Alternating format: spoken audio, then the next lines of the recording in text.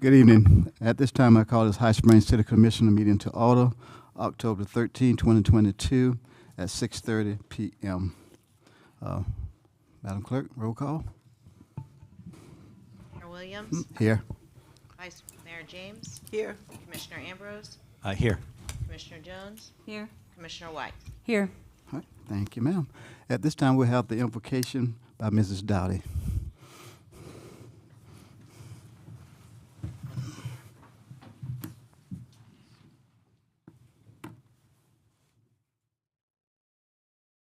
Father God, we come before you tonight just praising your name, thanking you for who you are, asking you to give guidance and direction. Father, your word tells us if a man lacks wisdom, he can ask you. So, Father, we ask you for wisdom for every decision that's made tonight, that it will all be made well to bless the most people. Now, Father, I want to pray for every employee of this city. I want to pray for every commissioner. Father, everyone who has a responsibility to serve this city, I just pray that you will bless them with health, bless them with their needs, care for them in every way. And I pray for each one in presence tonight, Father, that they might sense that this is an important time to invest in their community. Lord, we thank you for this wonderful community that many of us have known for many years. So we thank you for meeting with us. We ask your blessings on us that we might do those things which bless you. And we ask it all in the powerful and matchless name of Jesus. And all God's people say, amen, and amen. Pledge of Allegiance. I pledge allegiance to the flag of the United States of America and to the republic for which it stands, one nation under God, indivisible, with liberty and justice for all.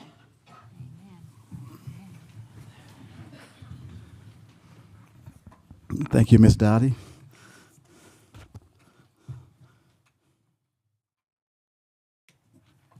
At this time, I entertain a motion for the approval of the agenda. So moved. Second. Got a motion and a second. Any discussion, questions? Hearing none, all in favor, let it be known by saying aye. Aye. All opposed, same sign. Motion carries.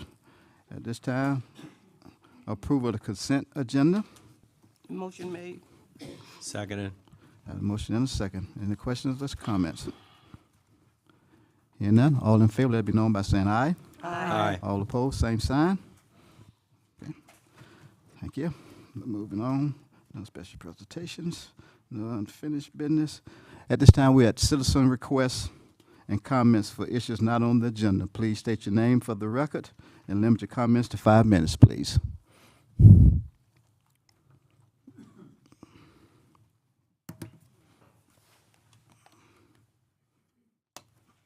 David Lynch, L-I-N-C-H. I'd just like to remind the commissioners that High Springs Brewing is using the High Springs name to promote a product that kills over 200 people every day. I urge the commissioners to think about it. Do they want the name of their city associated with something that kills over 200 people each day? Yes, sir.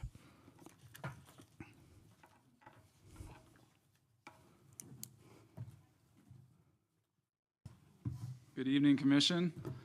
My name is Patrick Sell, S-E-L-L, and I'm here to introduce myself as a candidate for the Soil and Water Conservation District. So this is a county-wide seat that's on the ballot this November 8th, and I'm coming to you as a friend down in Gainesville, and I am a father of 3, a husband.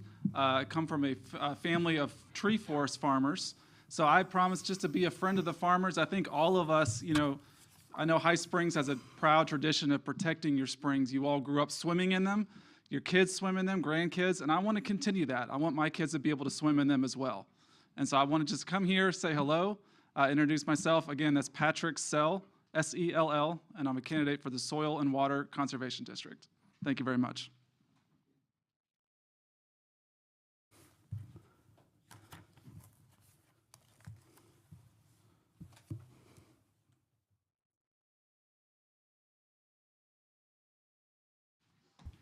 Mayor, Vice Mayor, Commissioners. My name is Ed Brady. I'm also a candidate, but not for the same office. I'm Ed Brady, and I'm a candidate for Alachua County Commission District 2. And I'm here to also say I'm a friend, that if elected, I will be an ally and someone who works with you and not against you. I have experience in elected office. I was the mayor of Gainesville from 2013 to 2016 and a two-term city commissioner. So I know how the process works. I also know how it is to feel bullied by the bigger governmental entity, and I am not that person. And so you will have a voice, you will have an ally, someone who listens to your concerns, who comes to your meetings, maybe not all the time, but a lot of the time, especially when you have matters that are pressing. I'll be a commissioner who does not side with the rest of the county commission when they try to take away your future land use planning rights a few years ago through that referendum. I was on the other side. I worked with a team, and we came very close. And then I also attended the recount at the supervisor's office because we were off by 100 votes, and I wanted to make sure we had the best chance to win. And that's when I wasn't in public office. That's just who I am. So that's the type of person I'll be.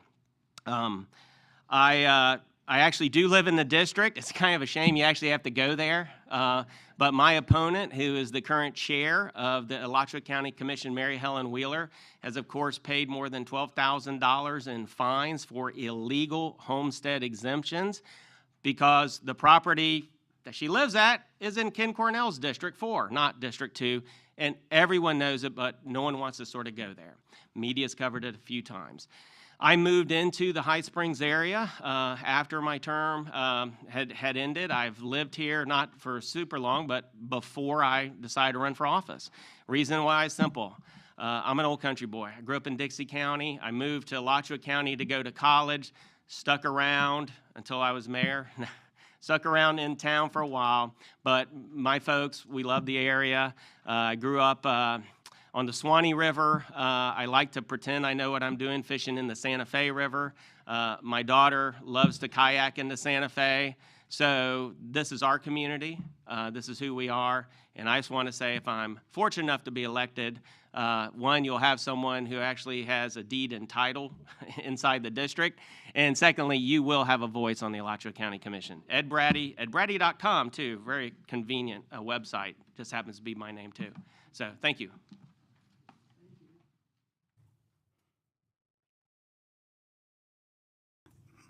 Anyone else would like to speak?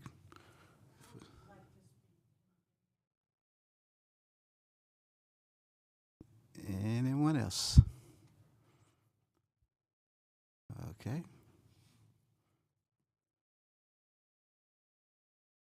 Okay, ma'am.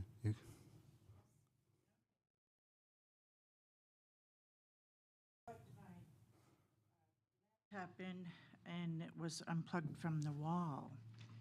So I'm going to go back to email. Okay. My name's Janet Evans. Last meeting that we had, I had written a letter to the commissioners asking that Ms. Parham read the letter for a couple of reasons. The letter did not get read, so I'm going to take a few minutes tonight, and hopefully I'll be able to finish it. I think that the citizens, the residents of High Springs really need to know the discussions that have been going on regarding our city attorney, Mr. Scott Walker. So I wrote this letter to the commissioners and our city mayor, and again, Ms. Parham, asking her to read it. It says, Mr. Walker has lost the confidence. Is my microphone on? Okay. Has lost the confidence of many who, while not necessarily in attendance, expressed concerns with both Mr. Walker's lack of knowledge on law regarding land use support and the apparent disinterest in maintaining High Springs' highly regarded historic charm and thus maintaining its value as a tourist site. In the August 11th commission meeting, Mr. Walker stated to the commissioners that the people in the audience were opinions and were not facts to be considered, and that the commissioners were obligated to consider only the facts on the matter of acting on a zoning change for the Fairfield Oaks, where we were under no obligation to grant them that change. Several people in the audience made comments, well, why are we here? And another, they're just going to do what they want anyway. Is this the kind of feedback we want to hear from the people in our community? My goal as a retired educator and school administrator was always to encourage parental and community involvement. Shouldn't our city's goal be the same? In the September 8th meeting, Commissioner White and Jones voiced their concern about Mr. Walker responding to questions and requests from them in a timely manner.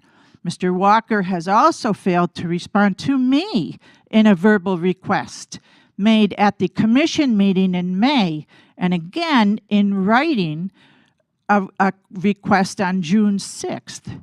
This was to see the supporting documentation for a claim that an attorney from his office made in a city meeting.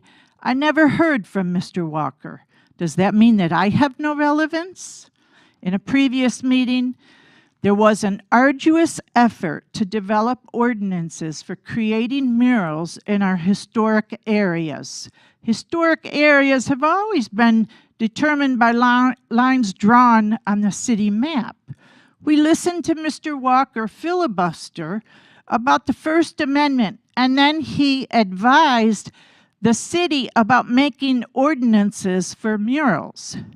It was agreed that it would go to the planning board for approval, one at a time, with the condition that some verbiage in the supplied ordinance be taken out. The following weekend, without city knowledge or approval, a mural located across from the Priest Theater was put up. It was my understanding that based off what Commissioner White said during the September 8th meeting, the installment did not meet the standards within the historic district as set by the committee. Yet, Mr. Walker again inserted his legal opinion advising staff that subsequently the planning board to reverse its original conclusion. One must ask, what is the point of having a procedure in place when Mr. Walker is allowed to insert subjective reasons why the process should be ignored? He gave his legal opinion that the building was not a contributing structure to the historic district. Does anyone else see the problem with the precedent that Mr. Walker has now saddled our city with?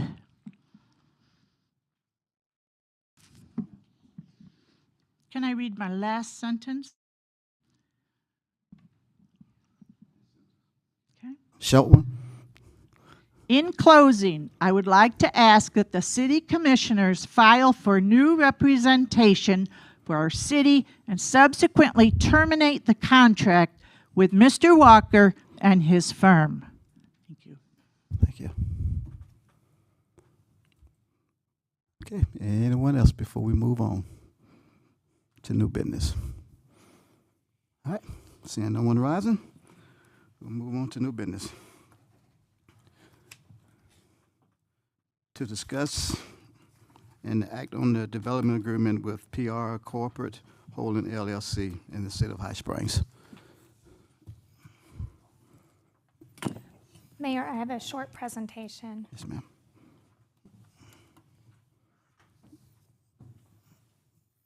And Kim Fisher is here in the audience, or I think she was supposed to be. Okay.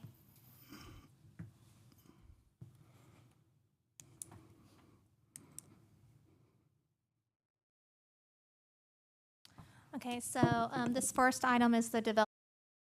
It's very similar to the other ones. We used the same template. It was modified a little bit to take in case, special circumstances with this precise development as well.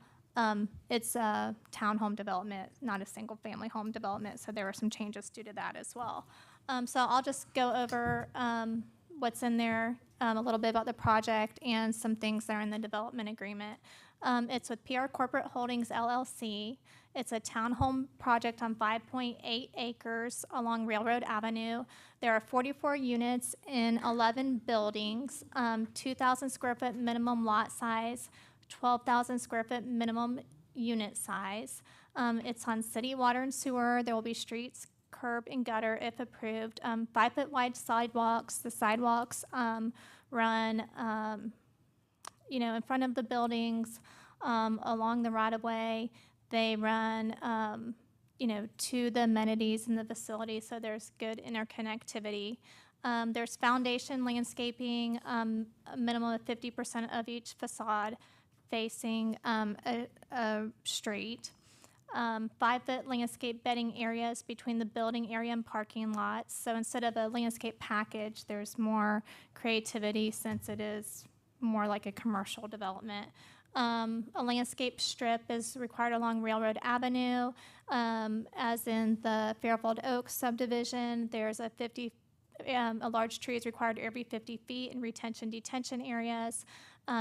This development has a 10-foot buffer around the perimeter. There are architectural design standards, just as in the other development agreements. These standards are a little different because, again, it is a townhome project. The intent is that we don't have large monolithic masses of just blank walls, so they have to vary building materials horizontally, vertically. It stipulates what materials are able to be used. They have to do a certain number of features for each townhome building so that it ends up looking like something nice.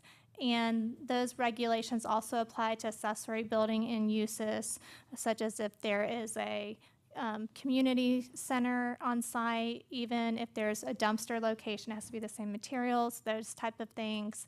And then the other stipulations in the development agreements have to do with process and what's required to submit and having the appropriate bonds prior to construction and having the appropriate approvals to start construction and the appropriate sign-offs when construction is complete prior to getting the building permit for the first townhome, those sorts of things.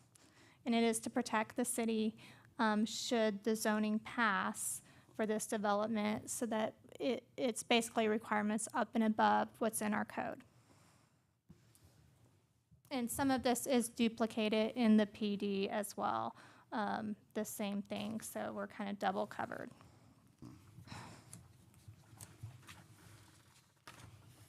And this next part is when we start discussing the PD, so.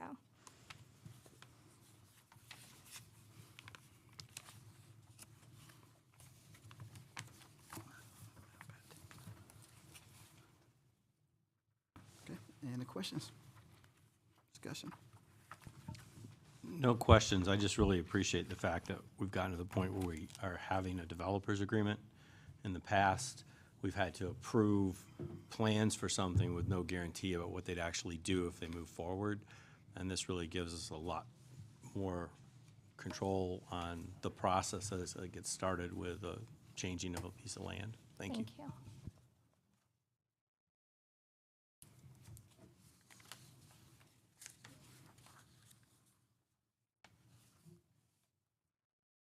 Any other discussion? I just wanted to thank you, Ashley, for the detail. There's a lot of detail in here, and it's really important to make sure we have structures that look nice. And I appreciate Ms. Fisher being willing to come to the table with this. And as when she was here before, I have no issues with the development agreement. I appreciate it. Thanks.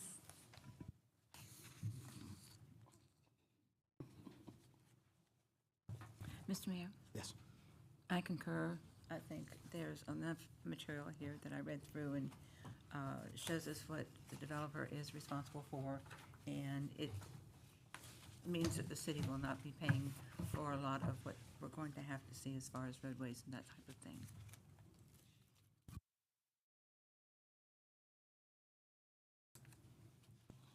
Any other questions? So, I'm trying to remember, Bruce, on Railroad Avenue, that area, that's chip seal or asphalt? Chip seal. Chip seal. So is that gonna be a problem for us, traffic? At time of plating, that's when we'll look at all of that, but I don't know if you've already looked at it or not, Kim. Good evening, everybody. I want to start off with, for the record, Kim Fisher, Psycorp Engineering. And I do want to just start off, I don't have a presentation, and just saying that we heard you guys loud and clear, so that's why we're back. So we hope you're happy that we did listen, or at least the group I represent listened. I drove it. If it's chip seal, it's chip seal, but we'll get into that. Normally we'll do a roadway analysis whenever we get a little further along to see if there's any improvements that need to be made, see what the structural number is of the road. But we'll normally do that a little towards final engineering, not at a rezone stage. Gotcha. Okay. Can I ask a question? Is there a sinkhole over there, or a hole of any kind over there? No, I actually walked the site. I didn't see any sinkhole, and we just got the survey completed with the contour lines, and there was no indication of a sinkhole. No. Shockingly, it seems like they're everywhere. Yeah, I thought I remember one being there too. Yeah. I thought it was. But, okay, they've done what they need to do and they're satisfied, so Yeah. I'm satisfied too. Yeah. And otherwise, I think it's ready to go. Thank you. Mayor, Yes. I'd like to have a correction of that. It is paved over there. They're just on this side of 222 Street. Okay. Mr. Mayor, may I ask, can we see that contour map? Is that I something? can email it to you. I'd appreciate that. Yeah, I'd like to there's see it. also one on the website, the property appraiser website. There's one on there as well. Oh, okay, I can find it there. Yeah, Thank you. that's probably easier, quicker. Any other questions, comments? No. I like it. Motion?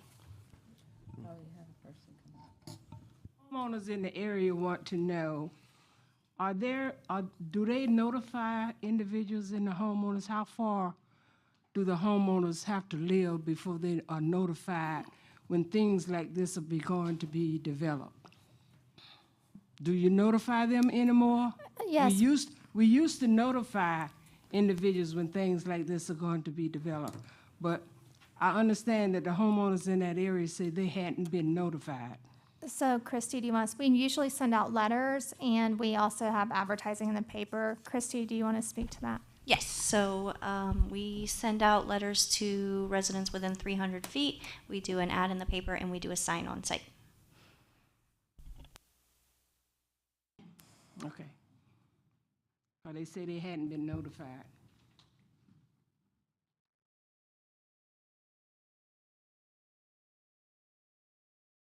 Commissioners? We good. Ready for a motion?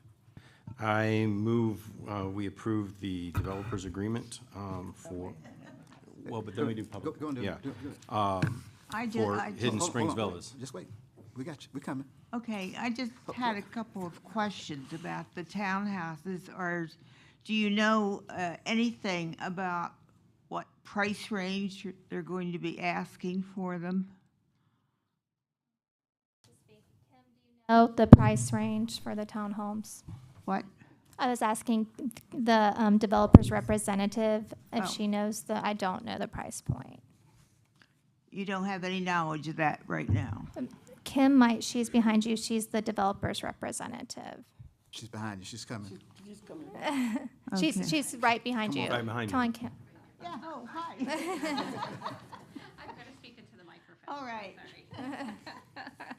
Hi. We don't know. So we've gone through a couple of different concept plans with Ashley and Christy, who've been really great at accommodating with us. And so I think from the first plan where we started from to where we are now is a little bit different. So we've decided to do groupings of 4, which I believe we started off as groupings of 8. And we're leaving 15 to 20 feet between the buildings so it can look a little more, just a little more rural, even though it's really not, but it just gives it a different feel than having, long, massive buildings. We've done that, and we're not 100% sure on the mix and the price point. So we're going to have some, we're thinking right now. It changes and it evolves, but right now we're thinking there's going to be a mix of rentals and some to be sold. And so we wouldn't have a price point at this time either. But that's where it's looking right now, is instead of selling them all, there's going to be a mix for rent and for sale. But it'll be, townhomes are usually good, I'm going to say 25% lower than single-family homes, so it's going to be less than, so I would guess in the 200 range, but I don't really know. I'm not the builder. We're not the builder side. But that would be my guess, would be in the 200s. I help?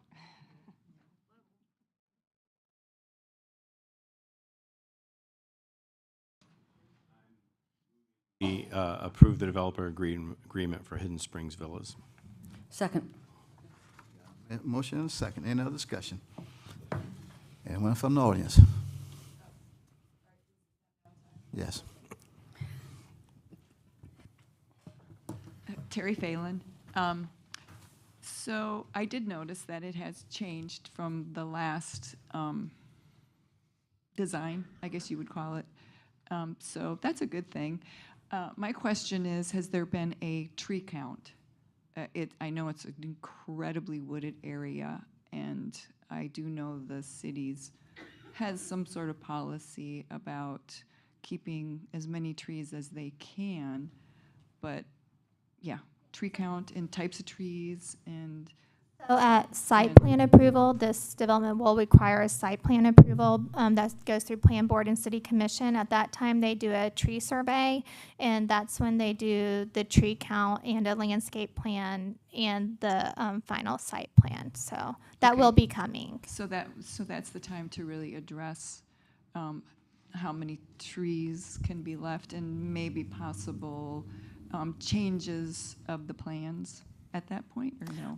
Yeah, so we have to follow city code right now, but that is the time that we would discuss with the developer, what the city would like to see and what they have to do what's required by code, and sometimes they'll do a little more too. So they actually, in the developers agreement, they increase their landscaping and they put plantings around the detention areas. So I think they're going to be amenable to saving as many trees as possible. Okay, thank you, Ashley. Thanks. Okay. Anyone else on the audience? Questions or comments? Anyone else? All right, seeing no one rising. Yes, sir. Does this have to be on a certain topic? Yes, sir. When you gonna get to the Bible? It's not on the agenda, sir, and you missed the part where we allow citizens to talk before things not on the agenda. But we got a motion on the floor right now, so. Anyone else? We're good. I'll say, all in favor of the motion, let me know by saying aye. Aye. All opposed, same sign. Motion carries. Okay, moving on to item number 2. Mr. Mayor, if you'd like, I'll go ahead and read the ordinance by title. This is ordinance 2022-20, an ordinance of the City of High Springs, Florida, amending the official zoning map of the City of High Springs Land Development Code as amended. An application Z 22-04 by the property owner of said acreage, providing for rezoning from R3 residential to PD plan development 13 in accordance with a concept plan submitted as part of an application dated April 28, 2022 and revised on September 29, 2022 on certain lands within the corporate limits of the City of High Springs, repealing all ordinances in conflict, providing for severability and providing an effective date. The appropriate motion at the appropriate time will be to pass ordinance number 2022-20 as read by title only. And Mr. Mayor, this is a quasi-judicial procedure.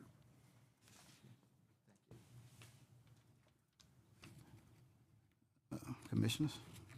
Anyone that wishes to speak on this matter or any quasi-judicial procedure this evening, my suggestion would be they all stand And I can either swear them in, or Angela can swear them in, whichever you prefer. Go ahead.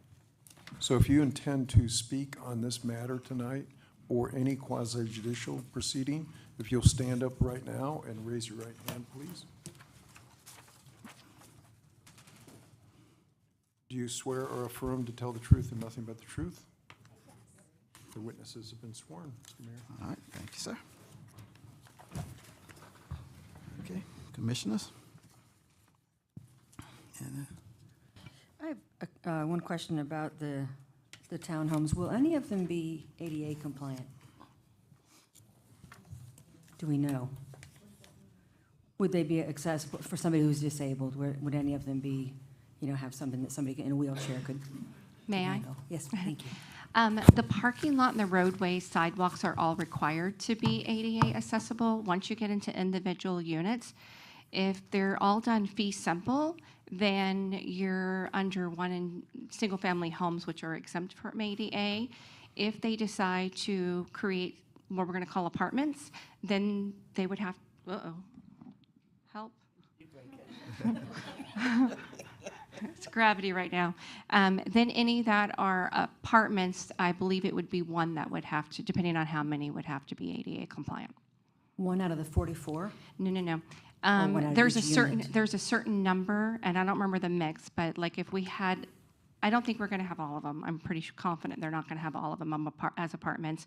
But then there's a certain number if they're not fee simple and they decide to not plat and keep it all under one ownership, then a certain number of units would be required from the Florida Building Code. I'm not an expert in the Florida Building Code, so I don't know what that number is. But then there would be a certain number that would have to be ADA compliant.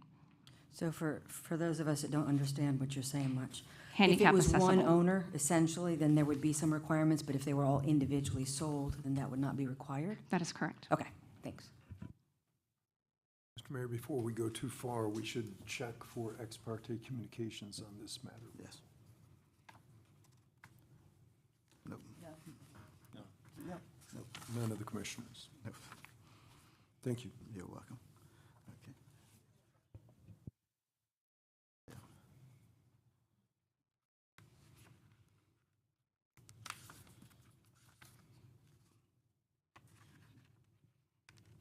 I want to ask the lawyer this question, Mr. Walker. Thank you, Darren. Was the ordinance that you just read included on this paper tonight? What, I'm sorry, ma'am. You just read a statement to us. Was it included on this paper tonight? Yes, ma'am. Is it We're the on number two? two. The number Yes, two. number All right, two. I just want to be sure because it didn't quite look the same as I heard you reading. Sometimes we have difficulty hearing on the mics. Could be just because I'm getting older, but I've heard others say they're having difficulty. So if you will always speak up a little bit louder, it'll help all we old folks. And then the other thing I wanted to ask, I'm hearing questions being asked, and yet they're being answered with nebulous answers. I don't know for sure. And my question would be, would it be beneficial to have all of the questions presented and have the answers to the questions answered prior to granting permission or granting approval?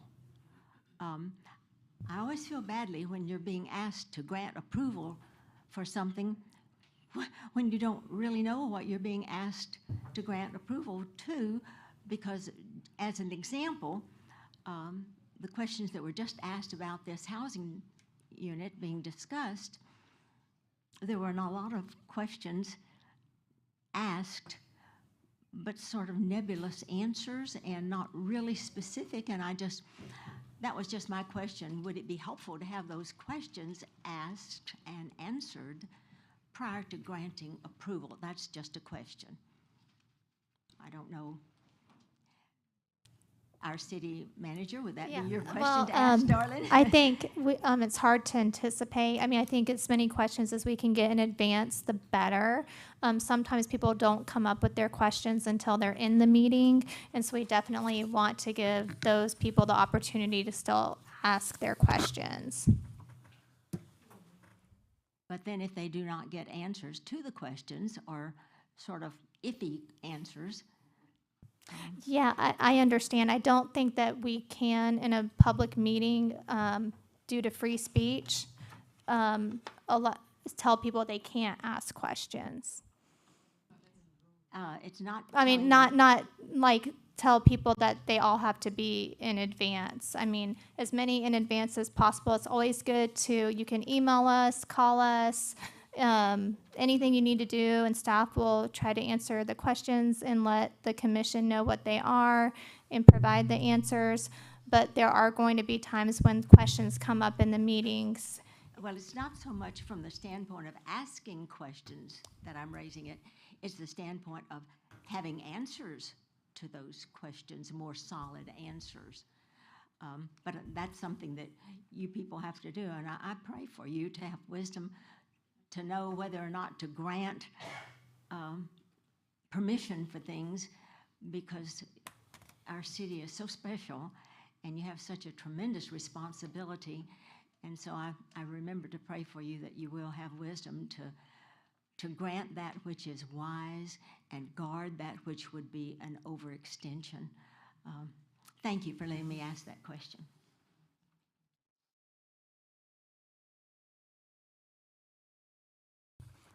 Commissioner Simba. But, and Ashley and Mayor, if I understood that question correctly, it's timing and where we are in the process. And, you know, a couple that's about to get married, if you were to ask them where they're going on their 5th honeymoon, that would be too early. And so, like, the tree survey is required, but it happens at a different point in the process. And that's when those questions have to be answered. Because this is, at this point, we're just talking about the zoning and if we're going to allow townhomes to be built on that property. And so that's the focus. Am I understanding correctly? Yes, and I would like to say on zoning, I think one thing that people sometimes forget is all the property in the city is zoned something.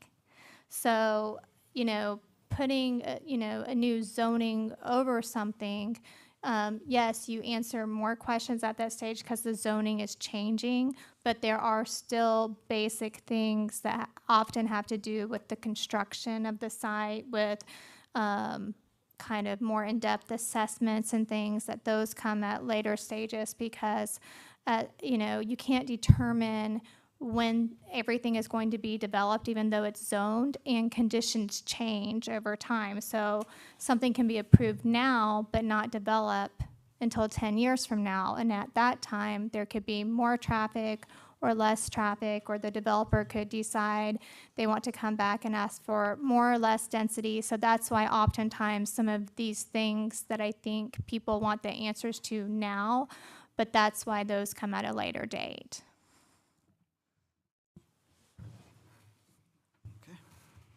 Thank you. Any other questions?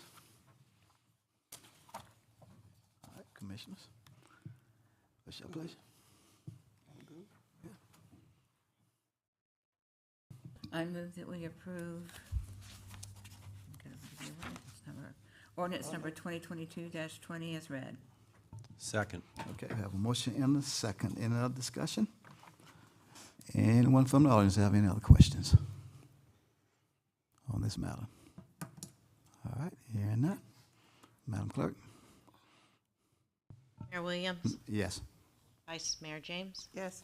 Commissioner Ambrose? Yes. Commissioner Jones? Yes. Commissioner White? Yes. Okay, motion carries. Okay. Item number 3. Discuss and consider Saddle Ridge Estate primary plat. So Christy Atkins, the planning tech, she is going to be speaking on Saddle Ridge.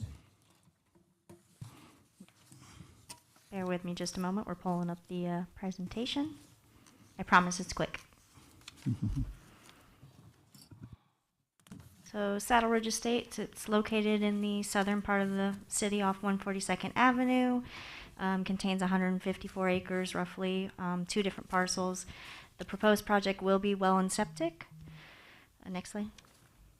So the future land use is not changing. Its current designation is rural residential. Allowable density in there is dependent on what your utilities are. So either one dwelling unit per 5 gross acres like this one is with well and septic, or you can go down to one dwelling unit per 1 gross acre on city utilities.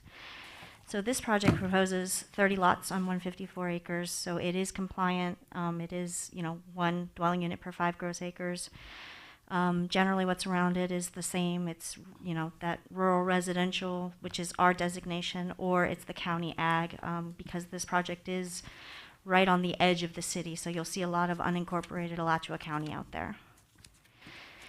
And the zoning also not changing. This one's zoned R1, which is your low density residential. Same here where it's R1, where it's city property, county ag where it's not. And here's just a quick screen grab of what's in the preliminary plat. Shows the 30 homes on there. There's a horse trail going around the whole thing. And we do have the engineer here tonight, so if you have any other specific questions or technical questions, he's here to answer those.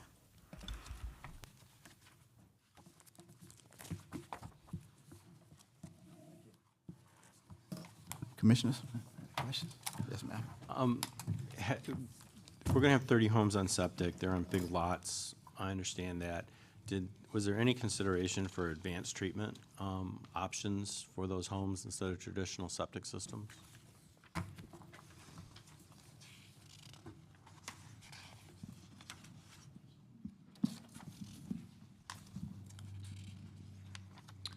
Mr. Mayor, Chris Potts, Director of Engineering for JB Pro. So that'll be part of the health department.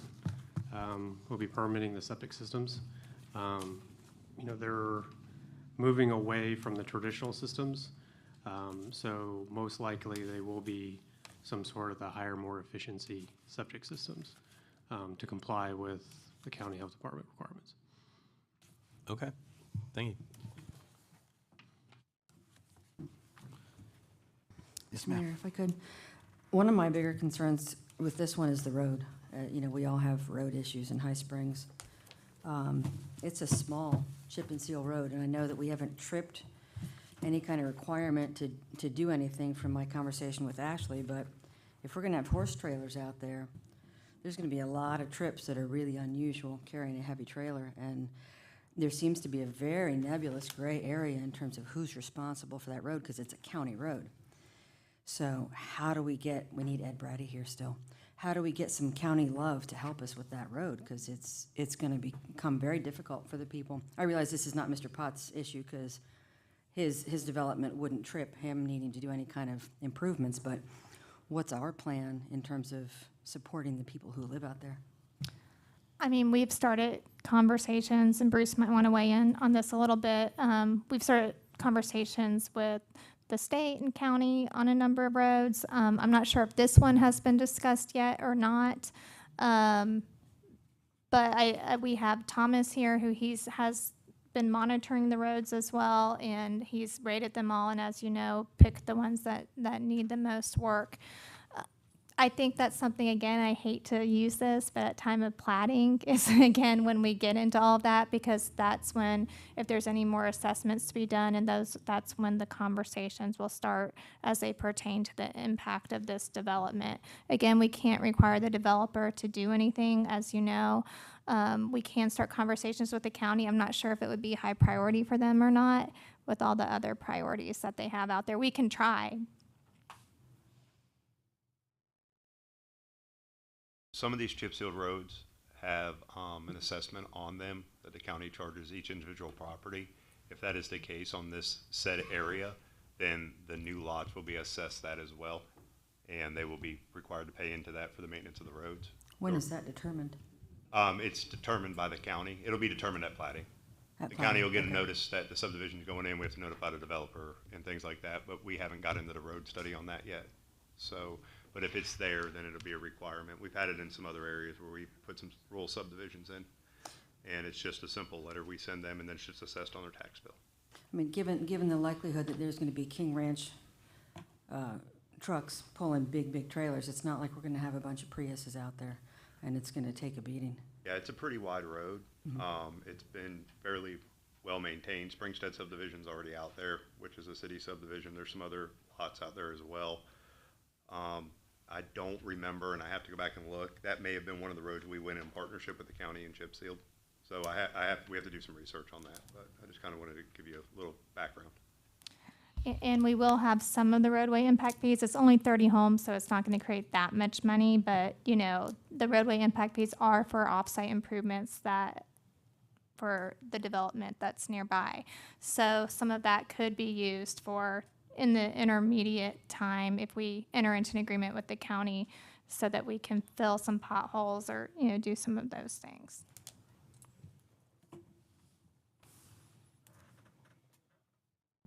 That's it. Any other questions? Commissioner? I'm good. All right. All right, what's your pleasure?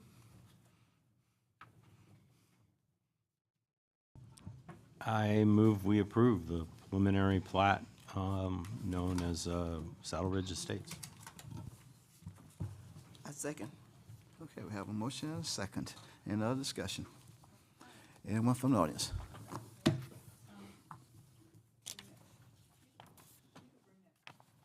you could bring that picture up of the plan. So has anybody walked that particular piece of property? No? Well, so I do believe there was a topographical map of the area at one point, and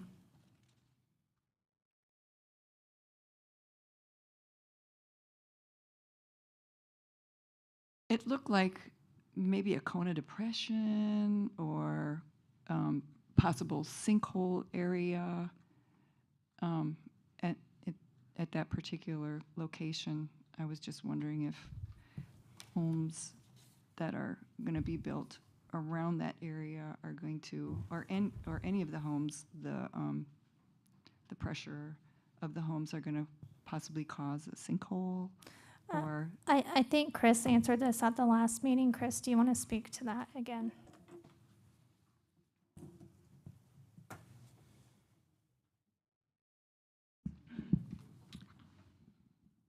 So based on the topographic survey for the property, there are no sinkholes. You know, they, as a agricultural event, they've been harvesting the pine trees and haven't had no issues with large equipment or anything like that on the property. And again, before each home is built, soil testing has to be done for the designing of the slab. And so at that time, you know, if there's any anomalies or anything like that, they'll be remediated for the home construction. will there need to be a special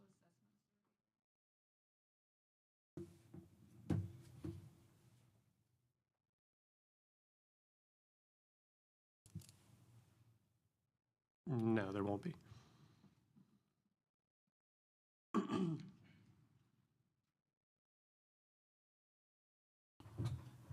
Any more questions from the audience? All right, seeing no one rising. All in favor of the motion, let me know by saying aye. Aye. All disapprove, same sign. Motion carries. Moving on to item number 4. Mr. Mayor, this is ordinance number 2022-13, an ordinance of the City Commission for the City of High Springs, Florida, amending Article 7, Design Standards and Improvement Requirements for the Land Development Code to add Part 7.12.00, murals on industrial, public, or private property regarding murals on industrial, public, or private property, repealing all inconsistent ordinances or parts thereof, providing for enforcement, providing for severability, and providing an effective date. Appropriate motion is to pass ordinance 2022-13 upon its reading by title only. All right, thank you, sir. Commissioners, questions, comments? Mr. Mayor? Yes. May I ask, Mr. Walker, why there are so many changes, last-minute changes? I mean, it seems like we were getting, I made the comment after you walked in about another change. Why there were so many changes? Did you see something, or did someone mention it to you that they wanted to have something changed? This is the ordinance that was before Planning and Zoning Board substantially. There's some changes related to the definitional section. There's change on 7.12.01. I know. Which was to allow or to strike content-neutral messages. And I think the way the sentence is structured, it's a little bit difficult to read in the sense that to create a process based upon content-neutral messages is what the intent of that language is, not to have murals that are content-neutral. So I think the way the sentence structure is, it made sense to strike content-neutral messages. And then the same thing under paragraph 2, permit and encourage murals. And again, permit murals, the permit process is content-neutral, not the murals themselves. So I think that was one of the areas that needed amendment. There is a provision in the latter part of the ordinance, this is in section 7.12.04, that says that a mural can only be located on one facade of a building. A mural may not be placed on the primary facade of the structure. And primary facade is not defined in the definitional section. So we went to the Architectural Digest regulations and pulled some language as to what a primary facade is. And I think the definitional language is the typical entrance of a building, a commercial building is not supposed to be painted with the mural. It's supposed to be the side of the building is what the intent of the definitional language is. And I think those were the changes from, that I can remember from Planning and Zoning Board. I knew what they were. It just seemed like, so all of these came from the planning board, all of these recommendations for changes. This was the ordinance this was the resolution that was in front of the Planning and Zoning Board, except for what I just had read to you. The one that we received by email yesterday, that was in front of the planning board Yes. with the changes.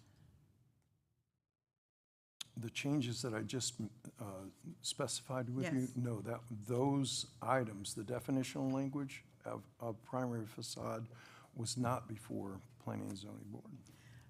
Were those recommendations from the planning? No, they were not. Okay. My thought is that it was best to define what is a primary facade. So it's for your consideration. If you like that definitional language, keep it in. If you want to strike it, you can strike it. It just seems like there's continual changes right up to meetings is my problem. There was no reference, and Commissioner White's may be the one to address that as far as number of permits at one time. That was discussed some time back, so that is not mentioned in this ordinance. Correct. My response to that at the time was, I don't believe that is constitutionally permissible.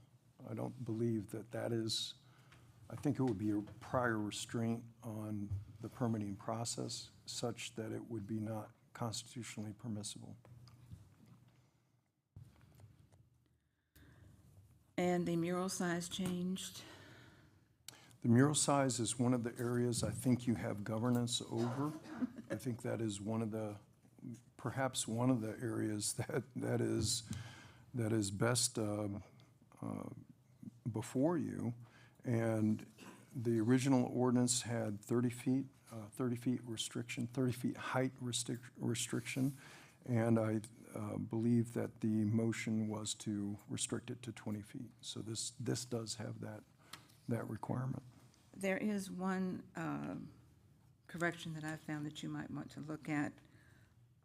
I'm not sure what page it's on because I have a different printing. It's under Section 2 murals, Section 7.12.01 intent, under paren 1. the fourth line, actually, the sentence should read, create a process permitting the owners of commercial, industrial, public, or private buildings within certain zoning districts to engage artists to display their mural art containing. And I think it's, you had taken out content neutral messages, perhaps Containing should be containing needs to stricken be too. removed. You're right, that should be stricken. And my last comment is I continue to say that I still believe that it's hard to believe that we can have an ordinance that the city has, other than height restrictions, very little say on what goes on in this town, that people can come in and do what they want. Thank you.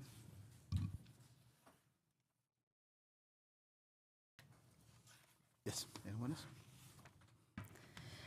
Mr. Mayor, thank you. Mr. Walker, I pulled up the minutes from the August 11th meeting that Commissioner Jones referenced, and I've got the timestamps of our discussion. At 1 hour, 42 minutes, and 20 seconds, I started comments for the second time. There was back and forth, and Vice Mayor James and I clarified some issues. At 1 hour, 47 minutes, and 20 seconds, I clarified that the language could be stricken throughout the process in terms of processing one permit application at a time. At 1 hour and 48 minutes, the motion carried 5-0 to include that language. At 1 hour, 48 minutes, and 11 seconds, you confirmed that you will send it through with those edits. So my request at this point is that we put those edits back in and send it back to the plan board and let them know that those were omitted in the copy that they had, because the commission did in fact direct in a 5-0 vote to have that language included under the understanding that it could be modified and edited throughout the process. So I would actually like to move this forward and send it back to the plan board.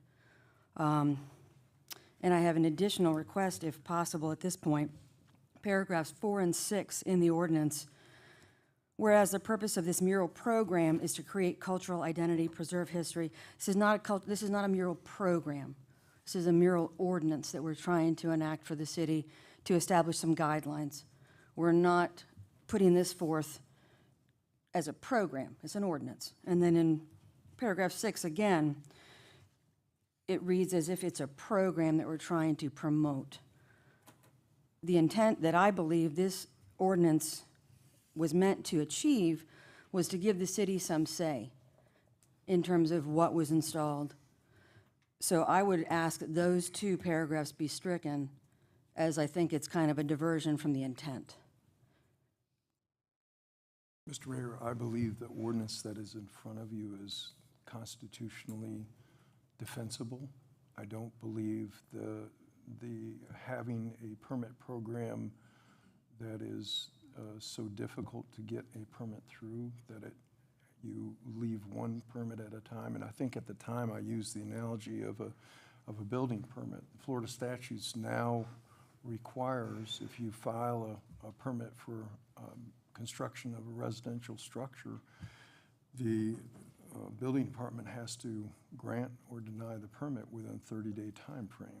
And so, and multiple permits are applied for in a building department all at the same time. And so I think if you have a process that is structured to delay the permitting process, one permit at a time, I don't think it would pass constitutional muster. And I remember also commenting at that time that there would appear to be no rational basis for such a restriction. So I would, my advice to you is that that would be very problematic if that language was inserted.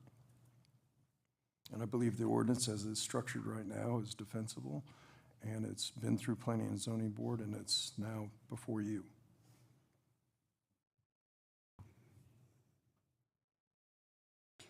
I guess I would request that based on the 5-0 vote, the motion passed, that the language was added, and that was not done.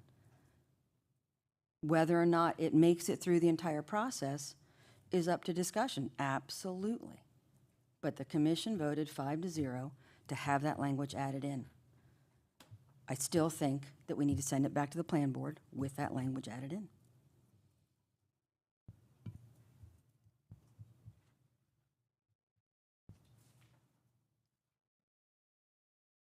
Mr. Mayor? My rationale to have one permit at a time come through, you don't think that we can defend an argument that we don't want 15-year-olds coming at one time? You think that that is not defensible? I don't, as I continue to say, I do not understand that. How you can change a whole town, in my opinion, by a whim, and we have no control of it whatsoever. Thank you.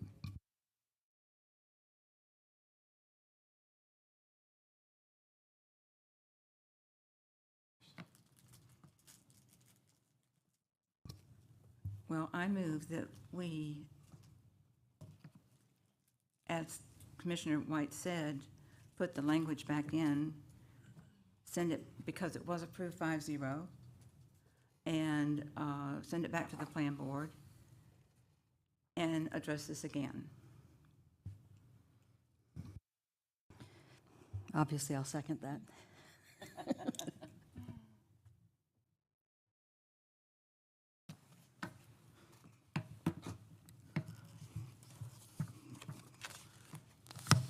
Any other discussion?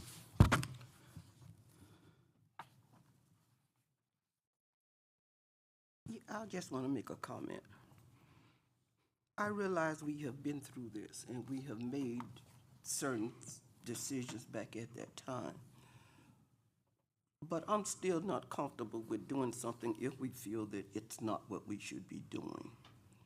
I'm all for the Muriel ordinance because I do think we need one. But I don't think we need to build it with things that we've already been told that are not in our best interest.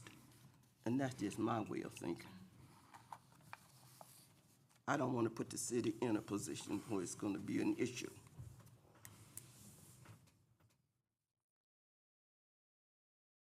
Yes.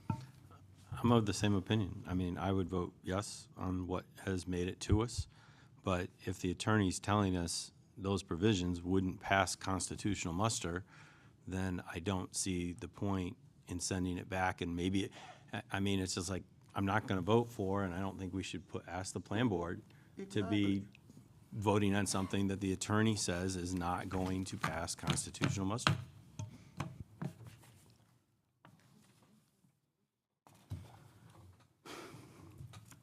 Okay, we have a motion and a second on the floor. I see y'all inching in your pants. Like, come on. Anybody want to, on this motion, what was the motion again? To take it back to the plan board. So anyone like to discuss from the audience? Questions or comments on the motion?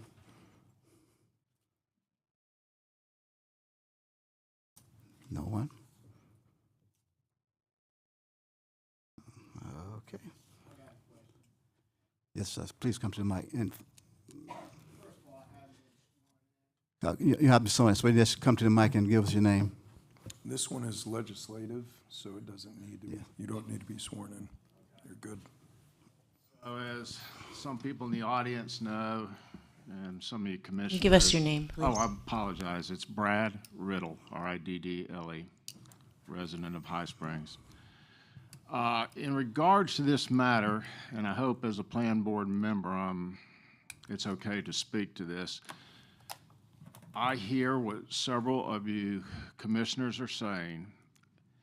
If the plan board approved this and it moved on to y'all and the language was changed, then we voted on something that doesn't reflect what y'all are looking at now.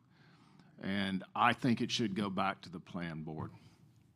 And I hope it's okay as a plan board member to speak.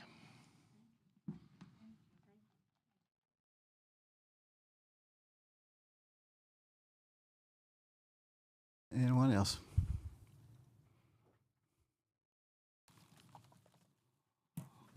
Seeing no one rising. Okay, so the motion, read the motion again for me, please, Angela.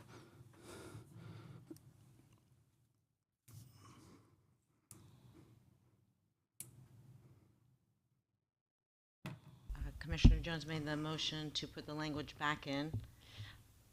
That was the 5-0 vote, and send back to the plan board and address again. Okay, I'm trying to get to some things straight here. But what he was asking for was, in the language been changed, they need to bring him back before the plan board. Am I correct? Yeah. So, but the problem I have with that motion is to put whatever language you're talking about putting back in there. I have a problem with that because constitutionally we can't do it. Now, I don't have a problem going back to the plan board, but for this motion that you have on the floor right now, I Right. cannot agree with. I'm not going to vote yes on it. I'm just. Well, I understand, and I appreciate your perspective, certainly, and respectful of Mr. Walker. I've gotten various different opinions that it actually would pass constitutional muster. And this is Mr. Walker's expert opinion, and I respect that. But as we see in many, many court cases that we've talked about in the Supreme Court, how many of those cases are 5-4, 6-3, 7-2, where the same people are interpreting the same document and coming up with a different opinion? I think that the language that I'm asking to have put in is something that is in the best interest of the 7,000 people we represent here. That's what I'm hearing from the people in the town. And I feel like we need to protect the people that we're here to serve. Mr. Mayor? Yes. I would like to ask, too, if the attorney can, without the commission's knowledge, not put something in that we voted 5-0 to have put in, to discuss later. If I believe that it is unconstitutional, then I don't think that is a language that should be placed in an ordinance before you or before the Planning and Zoning Board. If it's illegal or if it's not proper, then the answer is no.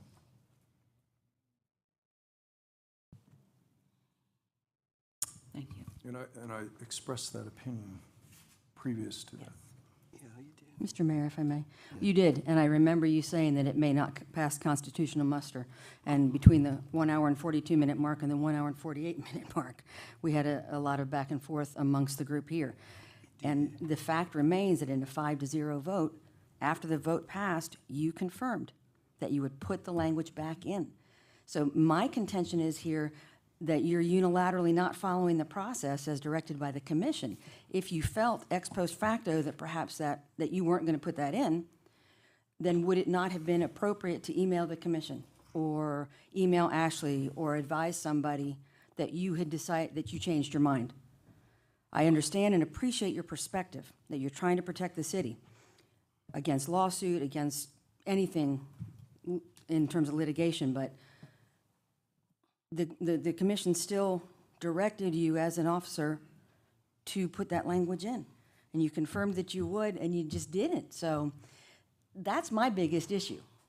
If the commission had said, 4-1, that we've seen a lot, they didn't want to put that in, then it's a done deal.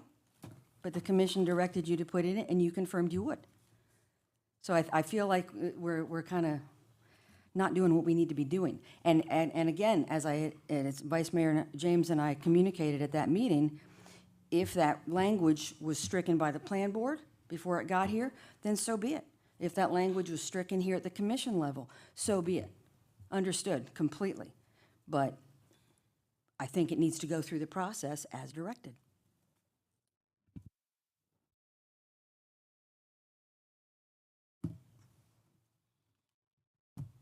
Any other discussion? I'm trying to remember the conversation, but I have too many conversations these days.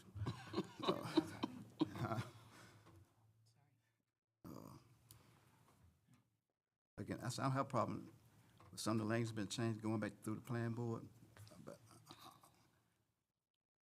doing something unconstitutional, I just cannot do. I just can't do. I just can't do it. But I have a problem going back to the plan board for the corrections that need to be made.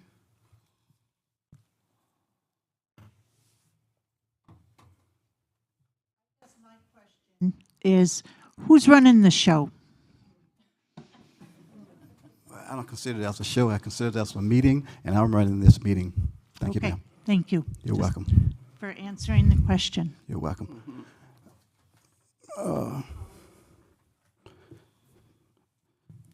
So the motion on the floor right now is to take it back to the plan board to add the language.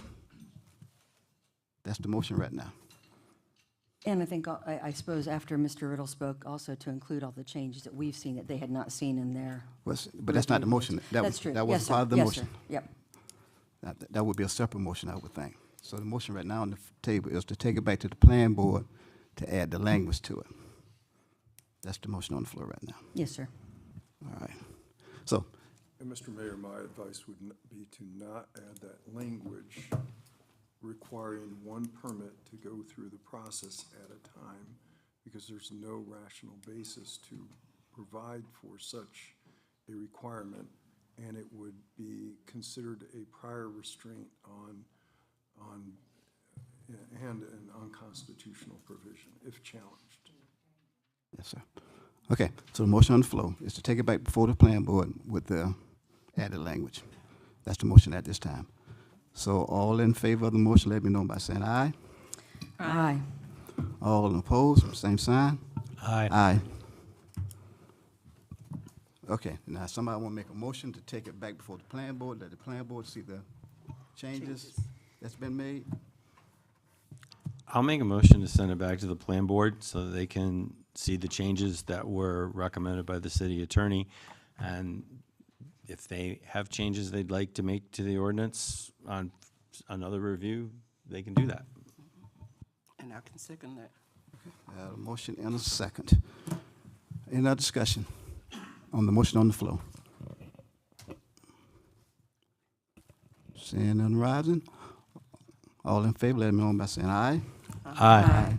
All opposed, same sign. Motion carries. All righty.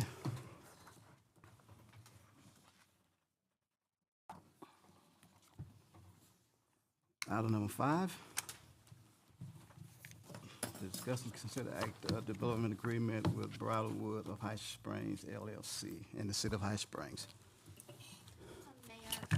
I have a brief presentation on the development agreement, very short. And following that, when we get to the PD, I have a presentation as well as Chris Potts with JB Pro.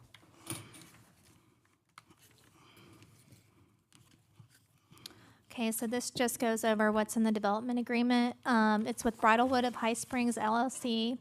Bridlewood is a master plan mixed-use community. It's 687 acres. It's in the southern sector of the city. They are proposing 1,432 single-family lots that are 7,000, 8,000, and 10,000 square foot lots, 1,500 minimum home size. In addition, there is a 200 multifamily and 250 senior living facilities, commercial, public, and school facilities.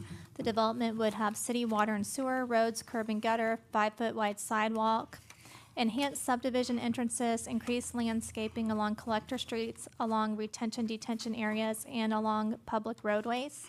Native vegetation requirements, a 25-foot buffer along the perimeter of the subdivision, additional screening along lots adjacent to public streets. There's another slide. There has been significant acreage dedicated to parks, recreation, open space. All parks are within a 5-minute walking distance from all homes. There are trigger points for construction of the community park, so all these homes aren't developed and the developer makes promises of something that doesn't happen. So that's why we put the trigger points for beginning and end of construction. There will be an interconnected neighborhood pedestrian pathway trail if this is approved. There are architectural design guidelines, regulations for house repetition, minimum number of facade elevations per every 100 homes so that homes don't all look alike. There's landscape package for single-family homes required. The other things are consideration of community development district. If y'all approve this development agreement, it does not mean that you are granting approval for the zoning. It does not mean that you are granting approval for a community development district. It just means that you will be open to discussions. as well as consideration of future impact fee credits. Again, it does not mean that you're approving any projects at this point to provide impact fees for. It means that you'll be open to discussion as we move into future phases if this agreement is approved.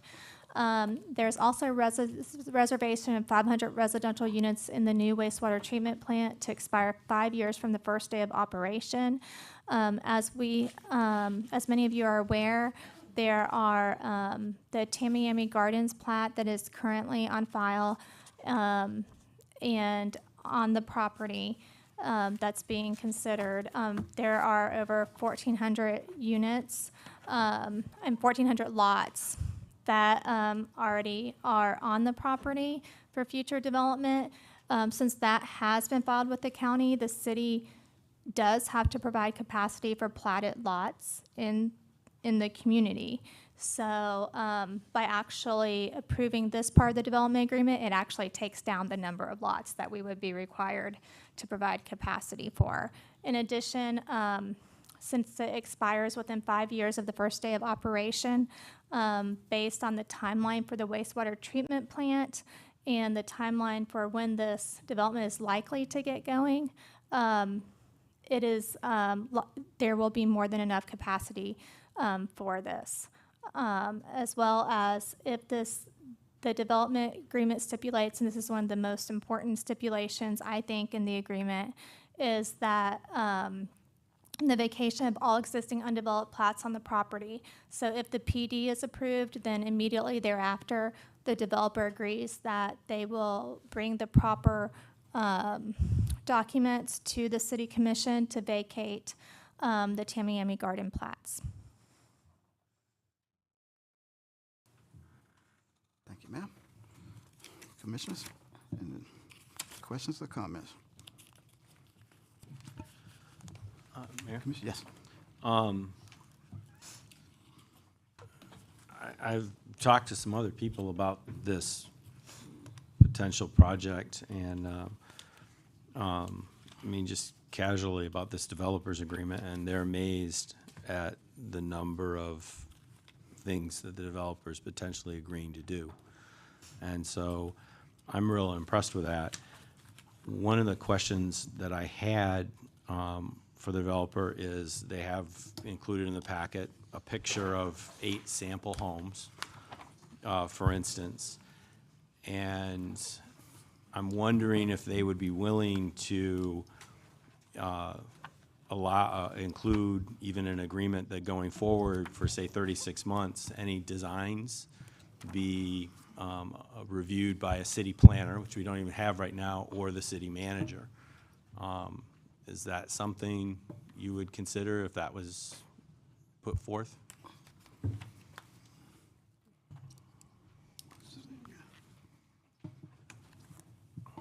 We'd be open to discussion with that. The challenge is, at the moment, there's about 25 builders who are interested in being part of the development and are close to actually signing intents. The challenge with that is because of the variety of homes that those builders have the ability to build, most of them being custom home builders. It can be a challenge for them to bring all those different type of homes in front of whether the city or the planner for review. So the challenge with that, and that's, that's kind of a rare request. The architectural standards that we've agreed with the varying homes, the features on the house, provide that security. The concern is that a builder may end up adding additional costs because of certain aesthetic pieces that may increase the home value and price either the builder out of the competition or the home buyer out of the competition. So, I mean, that's something we're open to discussing, but it could be a challenge with that number of builders all wanting to be part of the development. That's a fair answer, and I appreciate that. I'm just looking at it, you know, I'd hate to see a bunch of homes that look like they belong in South Miami going up by some builder. And I'd hate to, well, it meets all the requirements, because some of the requirements are, you know, the glass that can be used and glass block, for instance, or whatever. And I'm like, I don't see a lot of that in High Springs right now. But I also understand if you're going to have a number of different builders, and you're not talking about, oh, we're only going to offer these 12 models, and we're really going to have diversity, odds are people are going to want something that fits with their neighbors. Correct. So, and most of them are from the North Central Florida area. So they all build, I mean, they all have a range of modern to contemporary to country style houses. It just depends on, you know, you're not going to have that odd apple out compared to the rest of the homes, either in High Springs or in the development. okay. Guidelines a little that are in there. I mean, they're kind of three separate sections. One is that every home is required to do some basic features that aren't on all the homes that are being built right now. I bought one of them. And like the covered entry, the coach lights, just like the basic things. So we kind of got that covered. The other section is a variety of things that the builder can pick from, but the purpose is to avoid flat front-facing homes. So the point is to have some homes with some dimension and some different scales. The other area where we tried to work on in the plan development was on the setbacks, you know, so that we would allow there was an opportunity so that you could have the garage detached from the home. So you have some back garages and so different things like that, so you don't have all flat front-facing garages. The other thing was for architectural design features, and the list was pretty extensive. A lot of communities that do have the architectural design standards only require 2. So again, it depends on the builder. I mean, I'm not going to fabricate, you know, there's ways that they can still do the least common denominator as possible, but the hope is that they will take what we're trying to do seriously and buy into the vision. A lot of times, what I've done in communities, because people are worried about the bottom line, is we've additionally done some prescriptive kind of descriptive, not prescriptive guidelines, so staff can make up like an additional book or something, and you know, punt it back and forth with the commission as more of like almost a policy document of, you know, here is our vision, and this is kind of how we see High Springs, and to provide some descriptive guidance along with what's in the agreement, if that might help. And that would be passed out to each builder, and I'd check with y'all to make sure y'all are all in favor of it.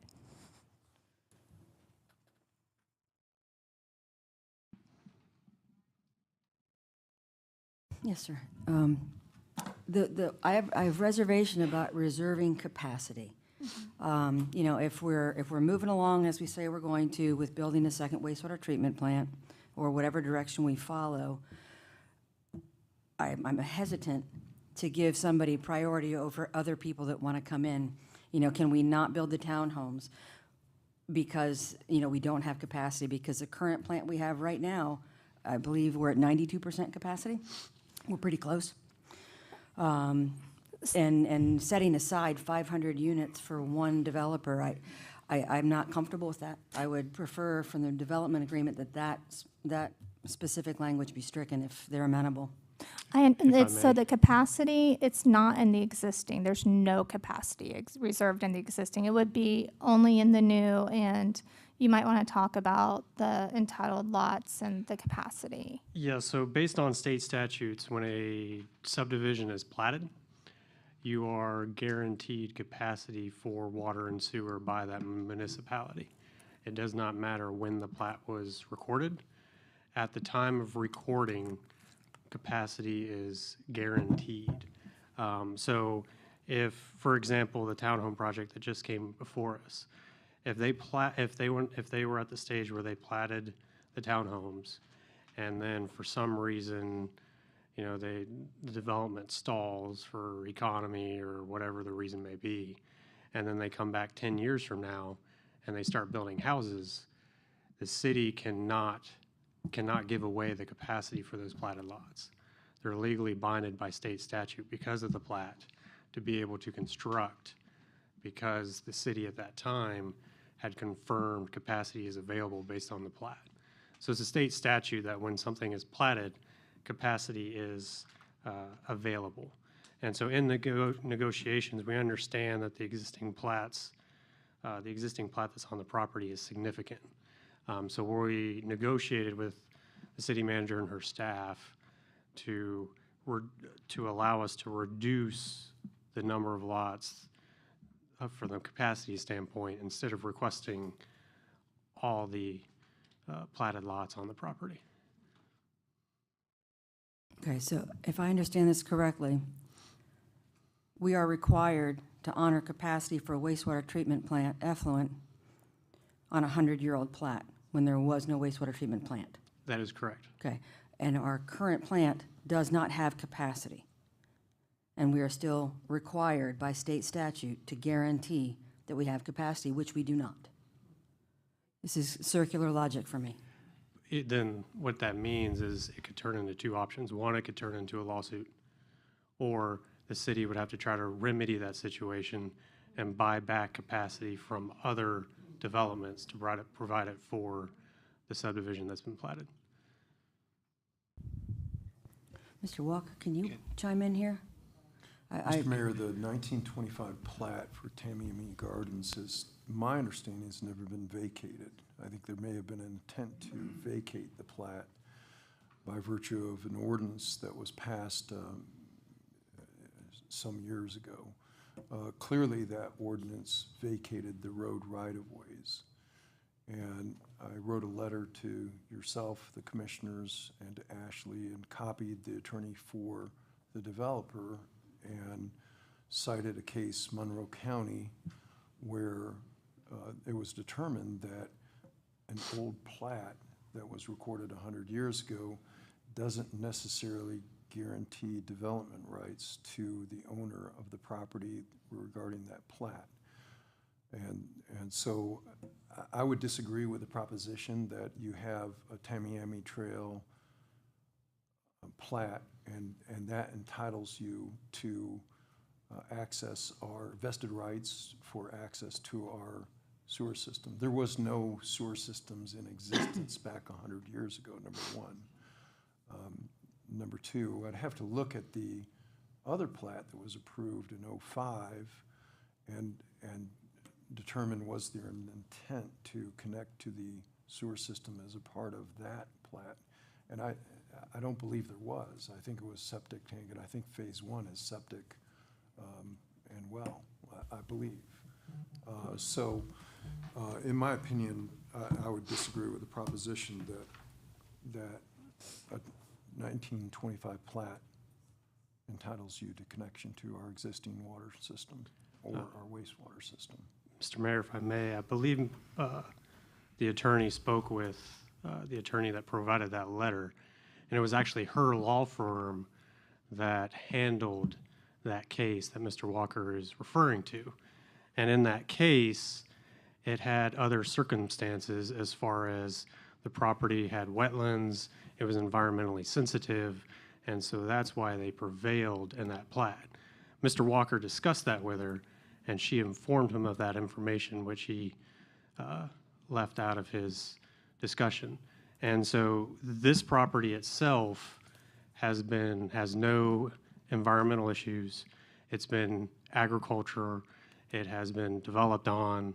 So it's not an apples to apples comparison. It's an apple and oranges, which she explained that to Mr. Walker and went through that with him because her partner was the one who did that case that he's referring to.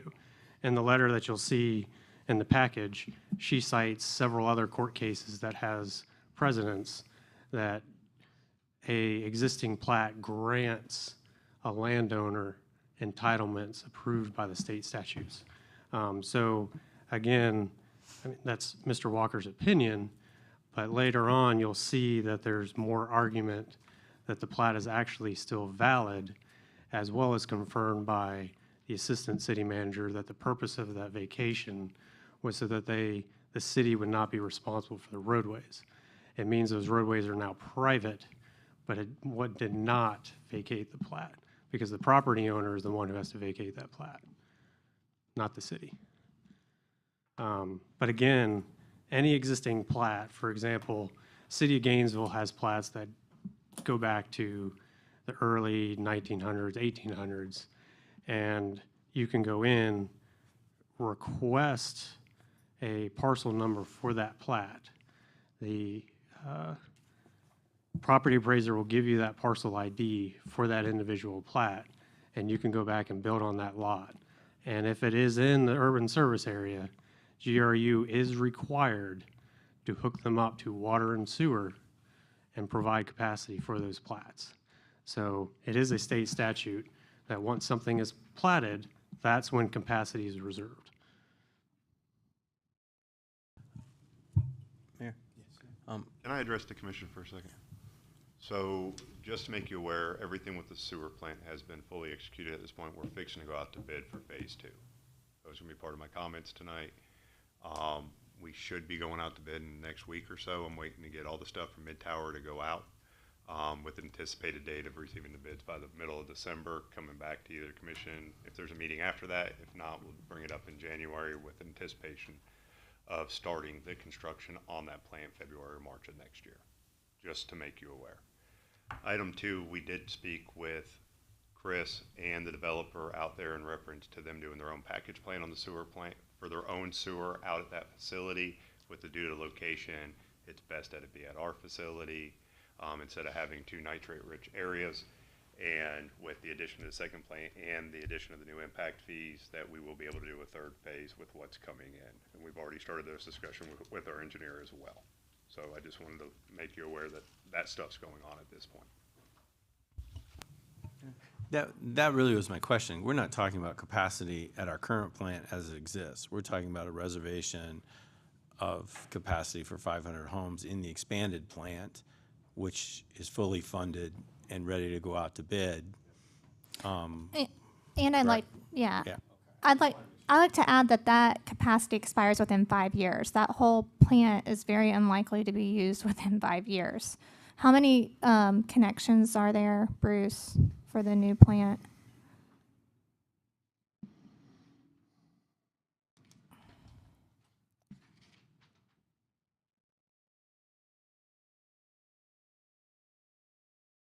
$1,255. It's very unlikely that in 5 years we'll use all that capacity. Approximate. I'm not the engineer, but that's about what we've been working with number-wise. If there was, in my opinion, a chance that it would become even close to all being used, then I would have fought harder. But I felt like this was actually in our favor because of the property rights issue.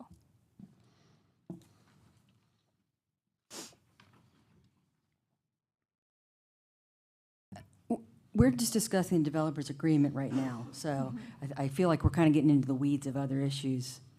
With the developers agreement is kind of separate, right? Right. You know, This in is terms separate, of- but this is part of the this is in the developers. Well, yeah, I did see that in the developers agreement, and that's something that I would prefer be stricken. But in terms of where, the weeds that we're getting into in other areas, I think that would be for the next item on the agenda. I would still request that they consider striking that requirement from the developers agreement.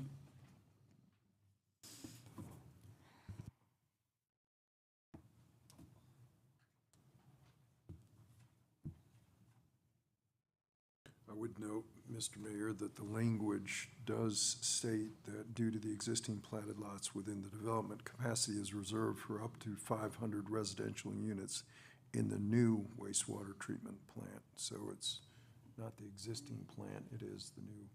So that's the language that's been negotiated, just so that we're real clear what the language is.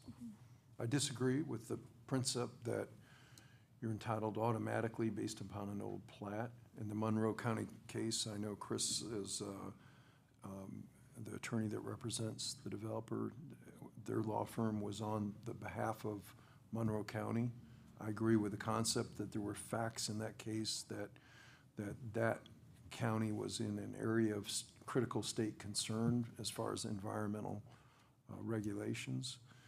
But the language in the case was that I'll read from you. The court found further that it would be unconscionable to allow landowners to ignore evolving and existing land use regulations under circumstances in which the landowner did not start development prior to the enactment of said regulations. So relying blindly on a plat from 1925 that does not have adequate stormwater drainage or other amenities that are, or regulations that are currently on our land development code, I disagree with the concept that you automatically have 1,427 vested right lots to build on. And in that code, you go down a little bit of a rabbit trail, because it also says in our existing codes that you have to combine lots. If it's under common ownership, there has to be, if you're going to go through a vested rights determination, you have to go through a process to determine what rights the landowner actually has. So that's the basis for my disagreement. And really, when we get down to the bottom line of it, I'm not sure that Susan Trevarthen's opinion in her letter or my letter are really that far apart from each other. But I do disagree with the concept that you have 1,425 buildable lots as a part of a 1925 plat. I don't believe that's the case. I would just like to add in there, just like with Fairfield Oaks, once they got into the construction phase, you know, that she did lose a few lots. She lost a percentage of the lots when they got into that phase. I mean, but she was entitled after the zoning and plating, the zoning entitled her to a certain number, but when the rubber met the road, she got less. You know, this is one of those cases, I think, you know, you can speak further, but there is a larger number than what's zoned in the Tillman PD. I think we could all agree that are entitled here. When they got into the construction phase and did the stormwater and everything, it is likely some lots would be lost, but there still is a substantial number of lots on that property.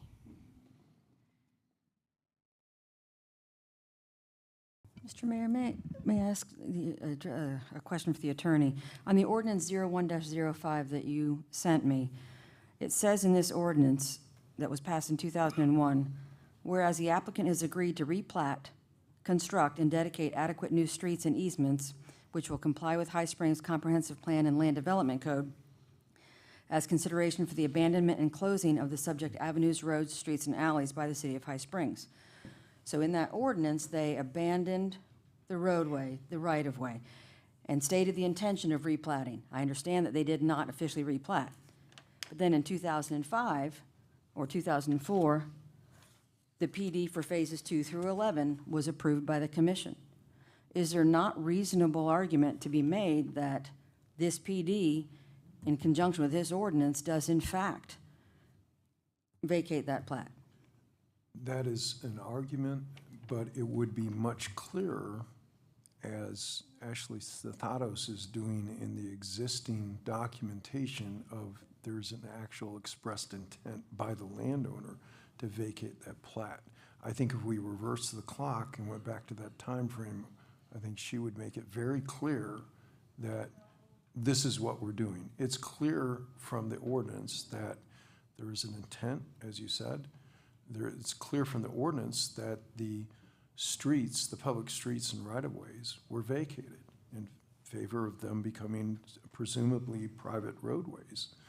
It would have been much more helpful for us right now to also have clearly defined that the existing plat from 1925 is hereby vacated. And if that was in the development agreement that was executed back then, we'd have no question about that. Now we have arguments going back and forth, and we're trying to apply law that is from the Monroe County case or other law, and it becomes argument and it becomes gray and all that sort of thing. So I think what the intent of your city manager is at this point is to try to negotiate that out, and what she's brought to you is a development agreement that's not based upon the current capacity of your wastewater treatment plant.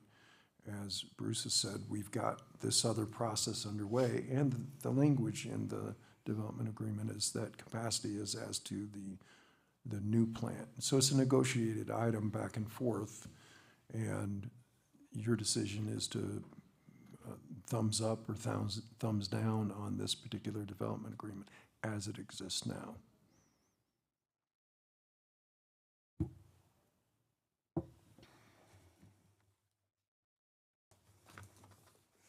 I'd be fine with making a motion to approve the developers agreement if we could strike the reserving capacity. That's my only request.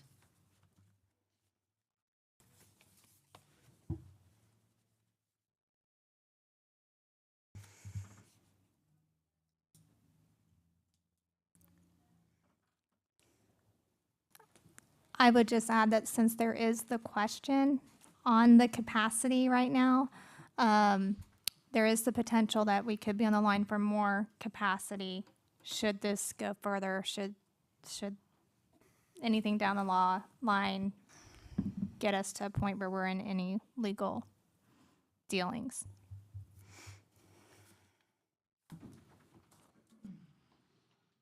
Mr. Mayor? Excuse me, Ashley, would you repeat what you just said? Well, I just feel like right now, since there's already a certain number of lots that are on the land possible, okay, possibly over 1,400, that the intent of going back to the 500 was that we would be on the hook for 500, not 1,400. But I understand the argument going back and forth over vested property rights. And there are arguments on both sides. But right now, as it stands, there could be the potential that we are on the hook for what's already platted. So there is a law that is called the Burt-Harris Act. And every year, the legislature strengthens property owners' rights as a part of that law. So I think what Ashley is saying is that she would prefer the city not to be engaged in a Burt-Harris property rights lawsuit. That is not in keeping with what puts the city in the best position. And so what she's done is she's negotiated something that is before you now, which is we take these arguments that the developer has. Does he have vested rights? If so, to what extent? And try to sort through that and say, okay, let's move beyond the argument and let's go to something in black and white that we now know what everybody's intent is at this stage. And that intent is, on this particular issue, that any reservation of rights to connection to our wastewater treatment plant would be as a part of the wastewater treatment plant expansion. Not where we sit now, but where we are in the next couple of years when this plant gets underway. And based on the number of connections, it is very highly unlikely that they will be used up within the time frame that the 5-year time frame will surpass. Because they only build 300 homes, well, it expires within 5 years. So there wouldn't be the potential to get close to where it runs out of capacity.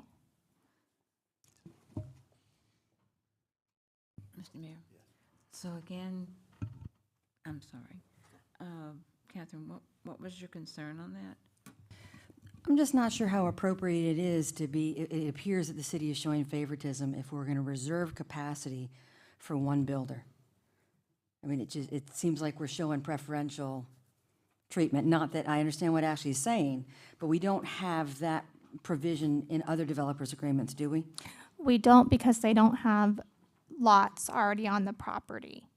They're normally green developments without existing lots that have a plat filed with the county. So if I may, even with the PD ordinance that was approved in '05 and the ordinance that was approved, I guess that was 2001, zoning and ordinances do not vacate a plat until it is officially vacated in the public records.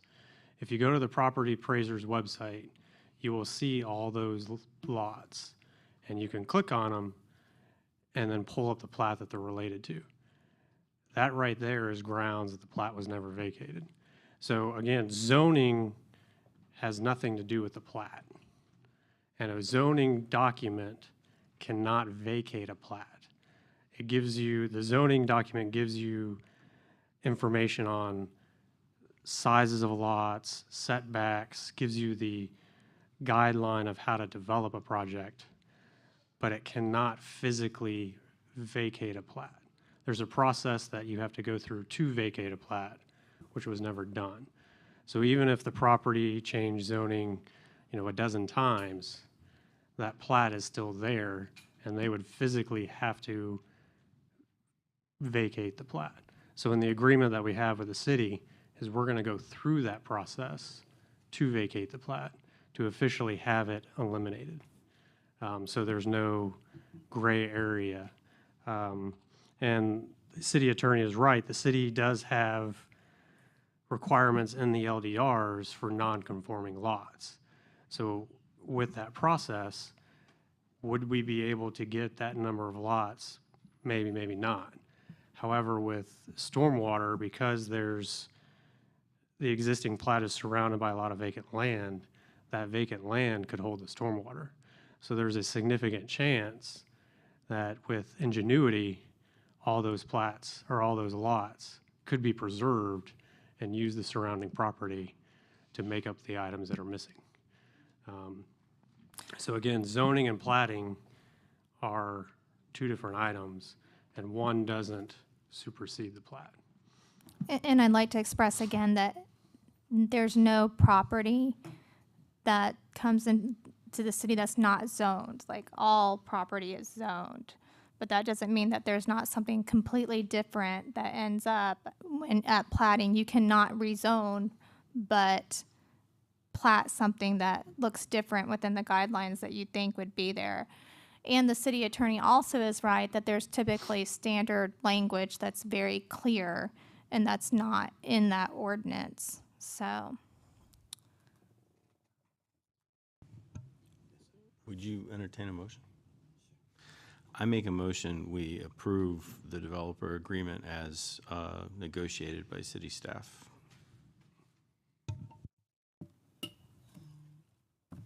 And I'm going to second. Okay, got a motion and a second. Okay, any other discussion? Okay, and again, but the existing now, just don't have anything, these 500 lots don't have anything to do with the existing sewer system lot. It's going to be with the new addition, which you have 200, 2,000 and. Approximately 2,000, yes, sir. Okay, and there's a possibility, if I'm hearing right, you got 5 years to build a 500. And if they don't build a 500 by the 5 years, if it's 300, 200, 250, that's it. Right, it goes away. And that's from the time of operation. So say the developer doesn't even have the roads constructed, the time clock starts ticking. So if they start. Yeah, as soon as. Okay. All right, anyone from the audience, any questions, comments? On the motion on the floor.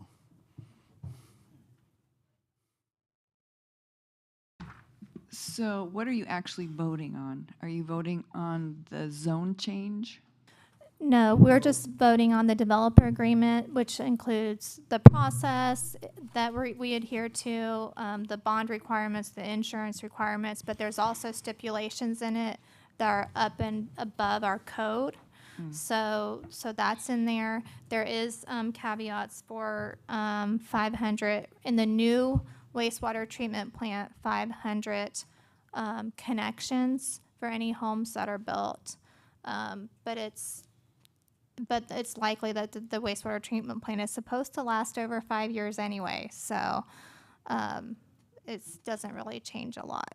So at one point, will you be voting on the plan development zoning change? After this item. Okay, all right, thank you. Anyone else? On development agreement. All right, seeing no one rising, all in favor, let it be known by saying aye. Aye. All opposed, same sign. No. Okay, motion carries 4-1. All right. Item number 6.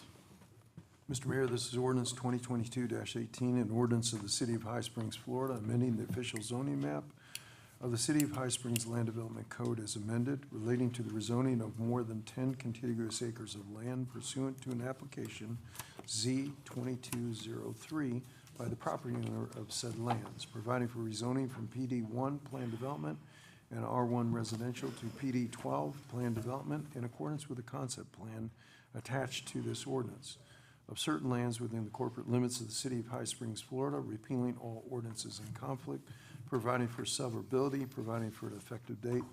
And Mr. Mayor, the appropriate motion will be to pass ordinance 2022-18. Of course, you have the ability to deny it, or you can pass it with modifications. It's your discretion as a board on what to do. This is, again, a quasi-judicial.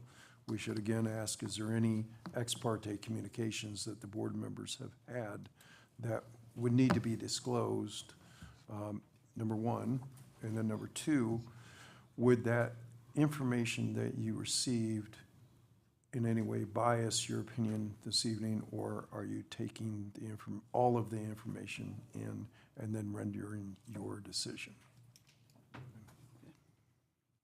No.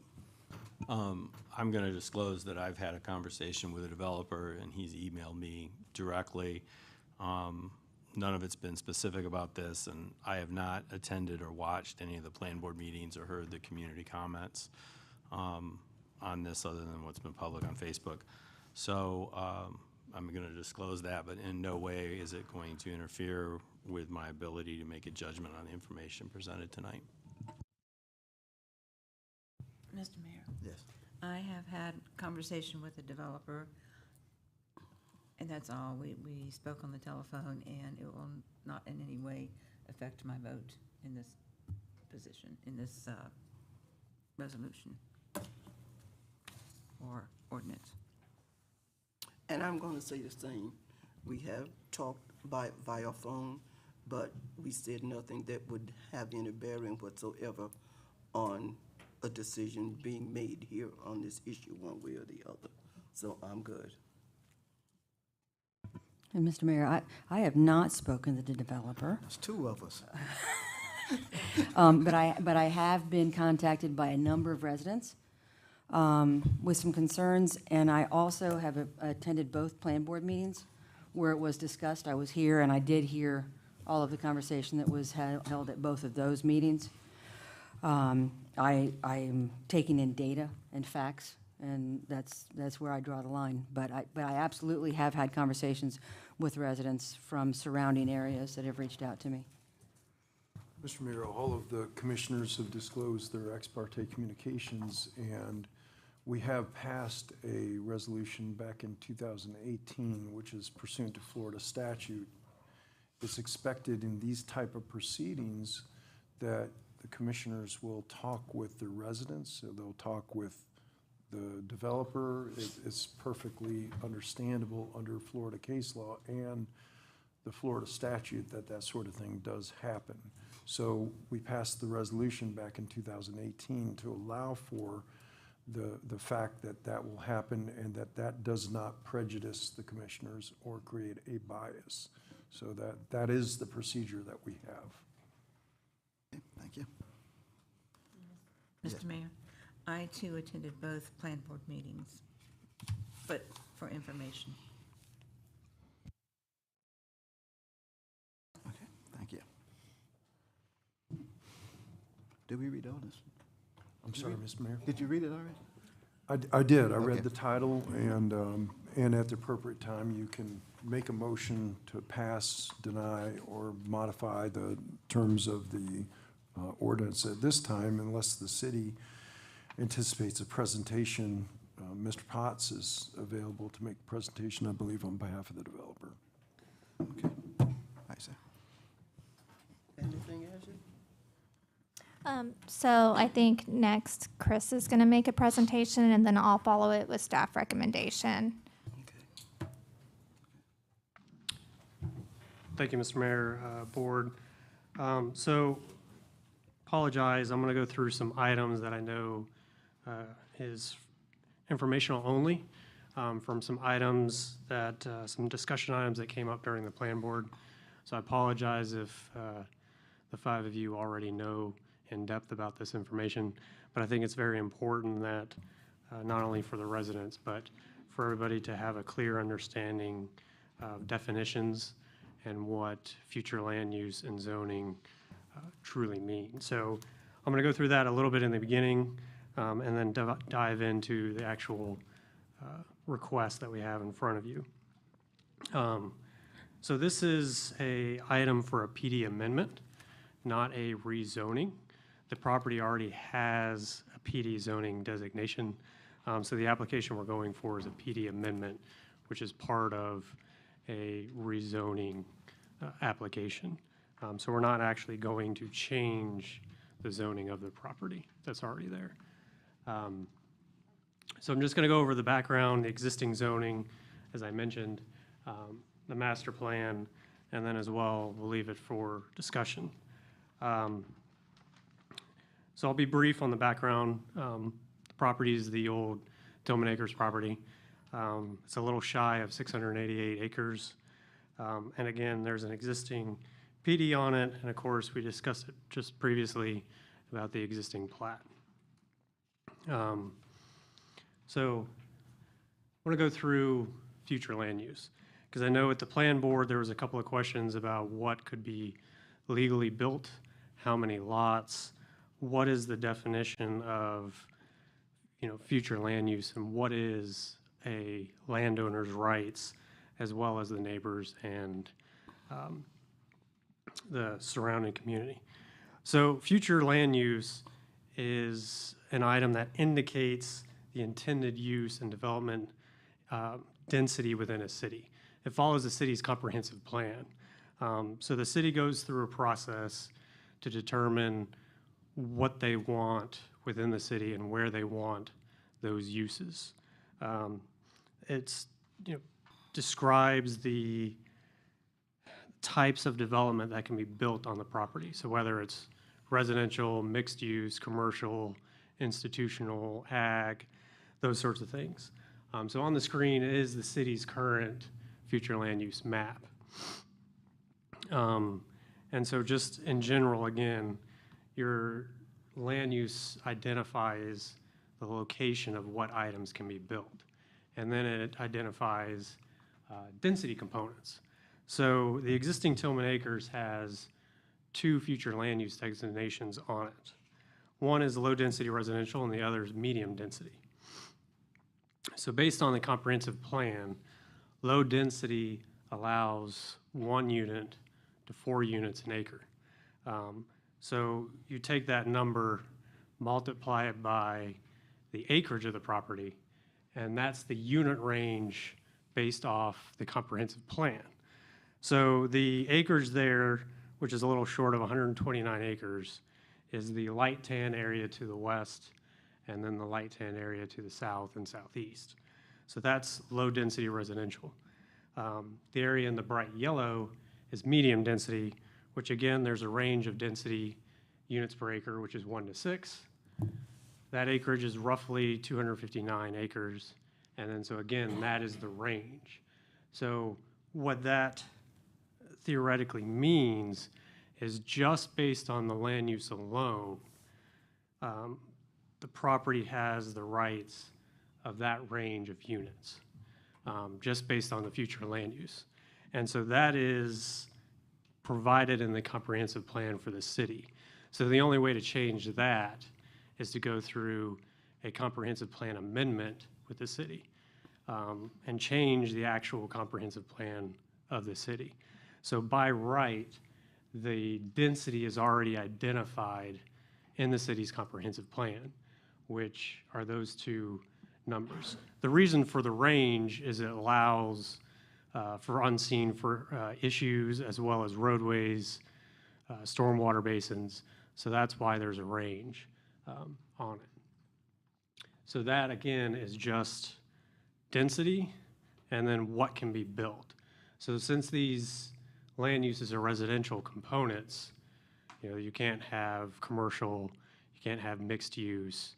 And we'll get into the zoning in a little bit, which identifies permittable uses as well as other constraints for the property. So this is the city's official zoning map. Again, it's kind of small, but I blew up there on the left side. The property has a PD zoning. So the zoning of the property itself is already PD. So our application tonight is to amend that PD and the PD document, but not physically change the zoning of the property. So zoning specifically defines allowable uses and contains design and development guidelines for the intended use. So for example, how things are built, lot sizes, building sizes, setbacks, height restrictions.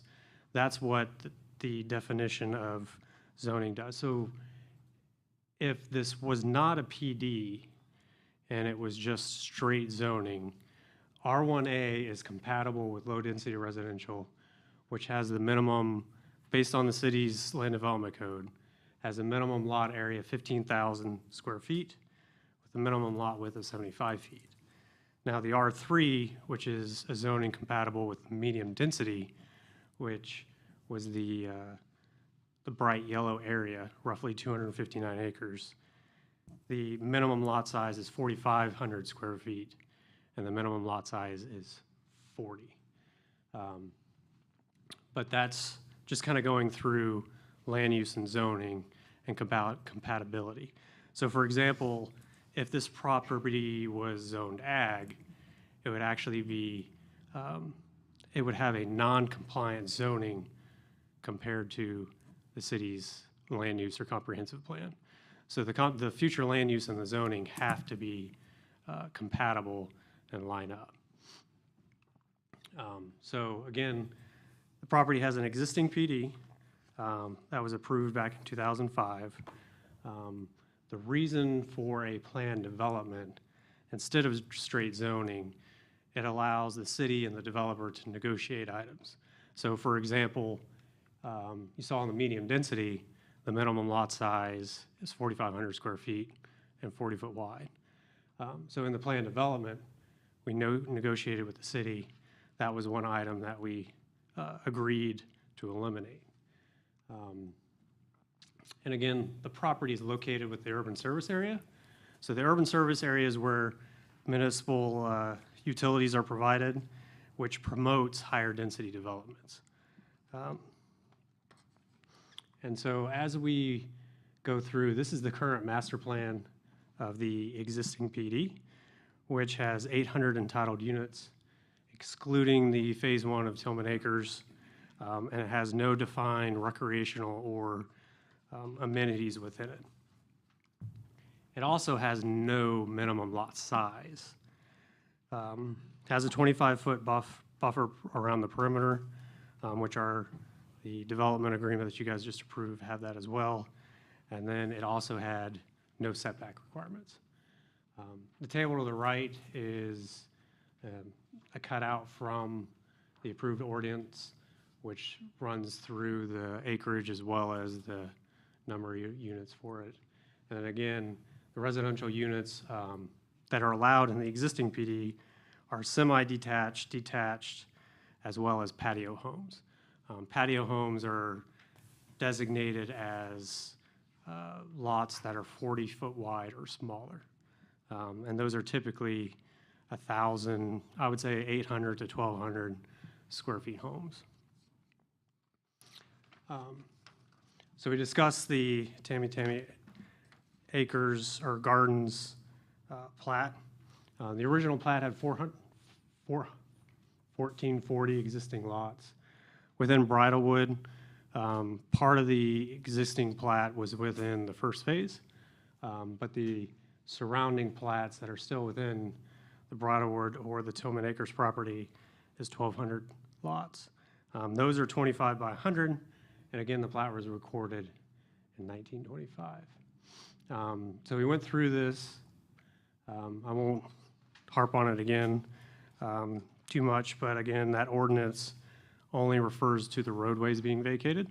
It does say that the intent is to replat the subdivision, but it was never done and it was never vacated, so those rights are still there. So this is the letter from our planner, who is also the attorney. And this is just an excerpt where she went through some calculation process to determine the 1,200 lots, plus if we only went with 1 unit per acre for the remaining property, we'd be able to build 587 residential units on the exterior property. So that's how we came up with the 1787 for entitled, just based off the existing plat as well as what can be developed on the remaining property on the lower end. So how did we get here today? We went through a lot of negotiation with the city staff, went through a lot of iterations of the master plan, back and forth on parks, the layout of the master plan, the number of units, the size of the units. We had a neighborhood workshop, and then we worked with the city. The city actually hired another consultant to evaluate our master plan, and we collaborated with them to bring in some of their ideas into the master plan as well. So this wasn't just what the developer wanted. It was a collaboration with the city staff, a sub-consultant that the city hired, as well as us. So this was our original concept. It had 2,500 lots of various sizes, had the 40-foot wide lots, 50-foot, 60 and 70, and then I identified some areas for multifamily, age-restricted, and senior living facilities. So this was our first go at it. We had some roadblocks with it with city staff, and so that's why we came back and still had the 2,500 lots, but with staff's original recommendation, we got rid of the 40-foot wide lots. Now again, just as a reminder, the existing land use for a portion of the property actually allows 40-foot wide lots. So we went through just a variation of the lot sizes. We limited the mixed use or the multifamily component, as well as the age-restricted and the senior living facilities. And so we ended up finally on a plan that both the city staff could support, their sub-consultant could support, and our developer could get behind as well. And so we reduced the maximum units to 2,000, which includes single-family and multifamily. The lot sizes, we actually increased those so our range is 70, 80, and 100. There's no 50-foots, there's no 40-foots, there's no 60s. So as part of the PD process, it allows negotiation, as well as the caps. You can cap the number of units. So as you saw before with the future land use, we were by right allowed up to 3,500 if we had straight zoning and had kept the same future land use. Still going to have a 25-foot perimeter. Additionally, we're not going to have road connections to the Spring Step subdivision as well as the Tillman Acres. A lot of the Tillman Acre residents have reached out to us as we were going through this, and they were glad that they're not going to have any more traffic come through their subdivision. And a lot of them actually gave their support to us, that we listened to them and worked with them on this. One other item that kept coming up in the plan board as well as other meetings is infrastructure improvements. Roadway improvements, utility improvements. So as far as the roadway goes, this is just the zoning amendment. So when we go forward into construction plans, final plat, we'll go through the process of evaluating external roadways, impacts to those, and what improvements are necessary. Unfortunately, they're not all city roads. So the city as well as the developer are at the mercy of other agencies and what those agencies feel is appropriate. Those are the Alachua County and the DOT. So we'll have to go through a separate process with them. They will collaborate with the city, but again, DOT and the county have their set rules that unfortunately, whether we agree with them or not, we do have to follow. The project will be served by city utilities, water and wastewater. Extending those utilities to the property will be the owner's responsibility. So there'll be no cost to the city to extend water or sewer to the project. We're also in discussion about what to do with the effluent water from the treatment plant. The treatment plant is in fairly close proximity. So our initial discussions with city staff is to extend irrigation lines or reclaim water lines through the development and use the effluent water as irrigation. So there's not going to be a draw on the city's wastewater treatment plant for irrigation purposes. The city's existing water use, consumptive use permit has capacity. We will not be, with this development, it will not require the city to submit for a permit modification to increase their consumptive use with Swanee.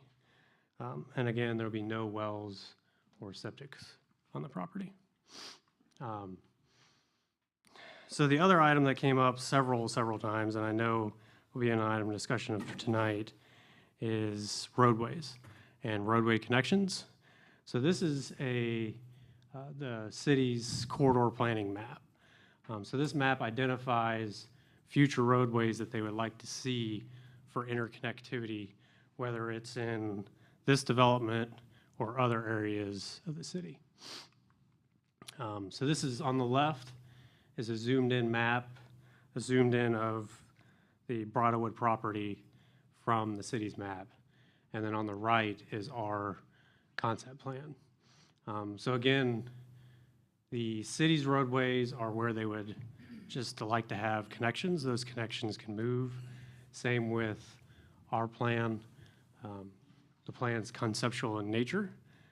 So we have all 6 locations that match with the city's future look for roadway connectivity. So that's 2 roadway connections to 222nd, a connection to State Road 45. The city does show 2 connections to State Road 45. The challenge with that is going through external property that is not under common ownership. And that's the same for the future connection to 222nd up in the northeast corner. The property to the east is not owned by the developer, but in working with the city, the roadway connection will be brought to the property line with hopes of helping the city try to negotiate right away for in the future. So that's how we came up with our external connections, was using the city's future planning for roadway connections as a guideline to help establish these external connections.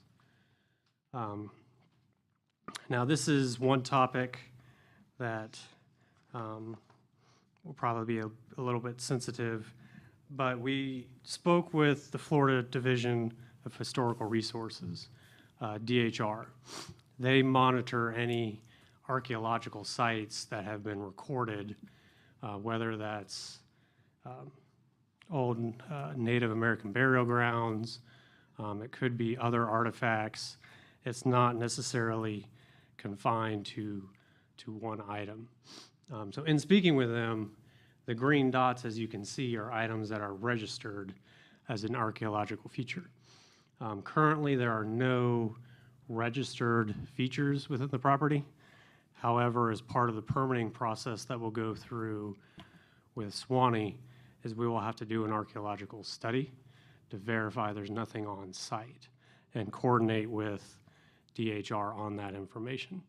So if something does come up in the future with that study, there's mitigation and buffer requirements that we'll have to maintain based on the requirements of DHR. So parks and open space. Based on the PD, we're required to have a minimum of 10%.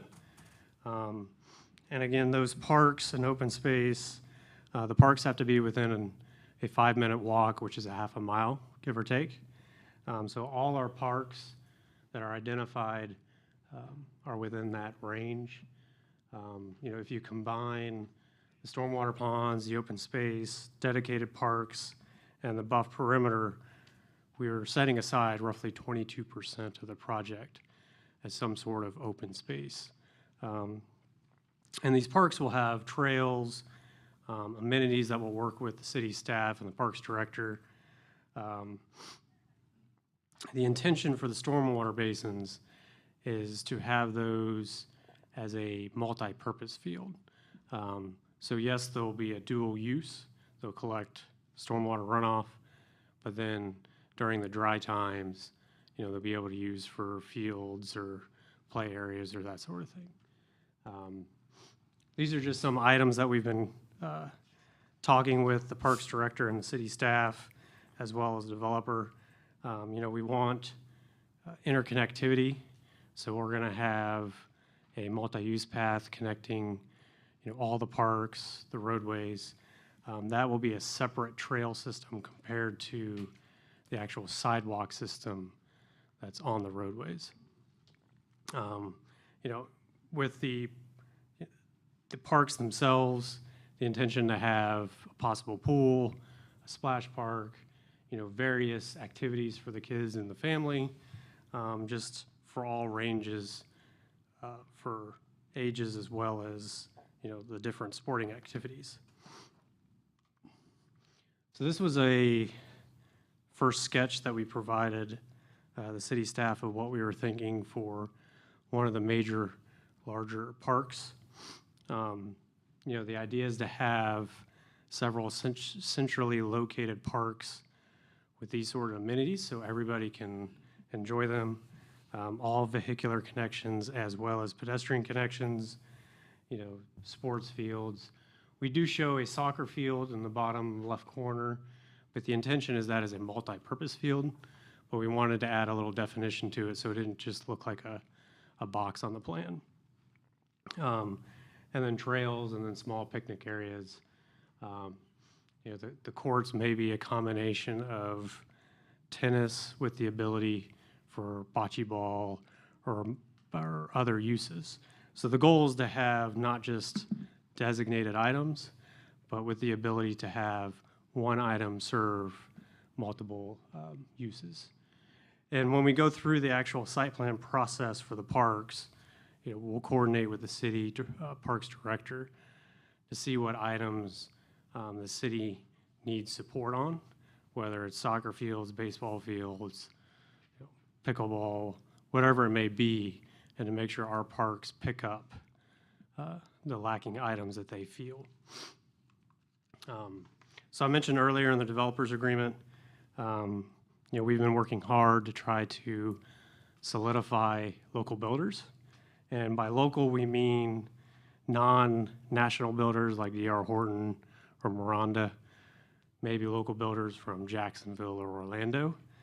So you can see we have a fairly good list so far, and most of these are ready and willing to sign intents to be part of the development.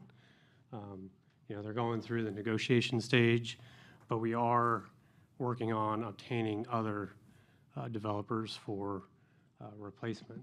We've actually been speaking with the Builders Association of North Florida to get a list of other home builders to reach out to.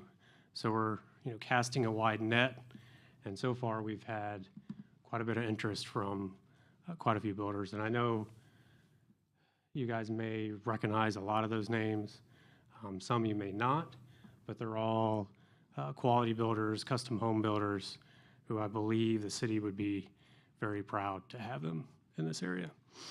So again, our request is for the City Commission to approve our rezoning petition, which again is amendment to the PD as hopefully recommended by city staff, and that was approved by the plan board.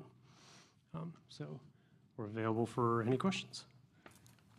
And I'd like to kind of present staff's recommendation as well.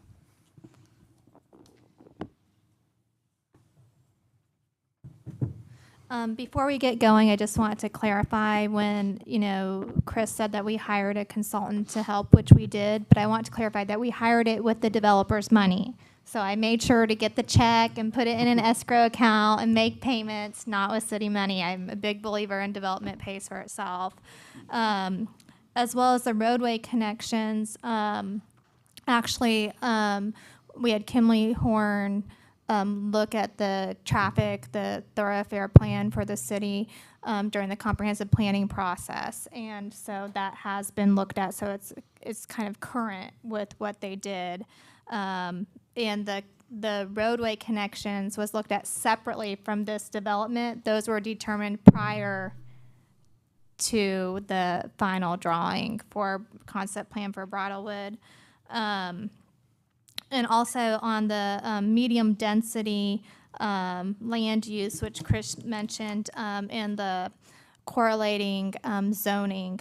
We're going back to the same issue with the LDCs, such as we hit with Bailey, where they had to ask for the lowest zoning because we didn't have that medium range. So with the LDC changes, we are going to be putting in place a medium density zoning, so the bottom density won't be 4,500 square feet anymore that's used. So that number would decrease, hopefully, when the LDC amendments are done. So just wanted to mention that. So just kind of, I'll try not to go over too much what Chris already discussed.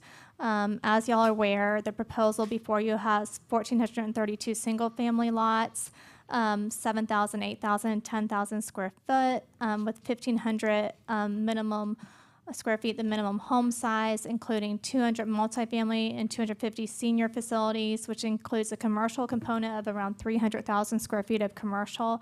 I have been asked, like, what will that constitute? It's not supposed to constitute a big parking lot with a stripped out center. It's more professional offices, neighborhood serving retail, some restaurants, hairdresser, maybe somewhere for your kid to take dance lessons, kind of that type of development. There is a facilities for a police fire station, as well as many community recreational facilities and community facilities, and a public school site.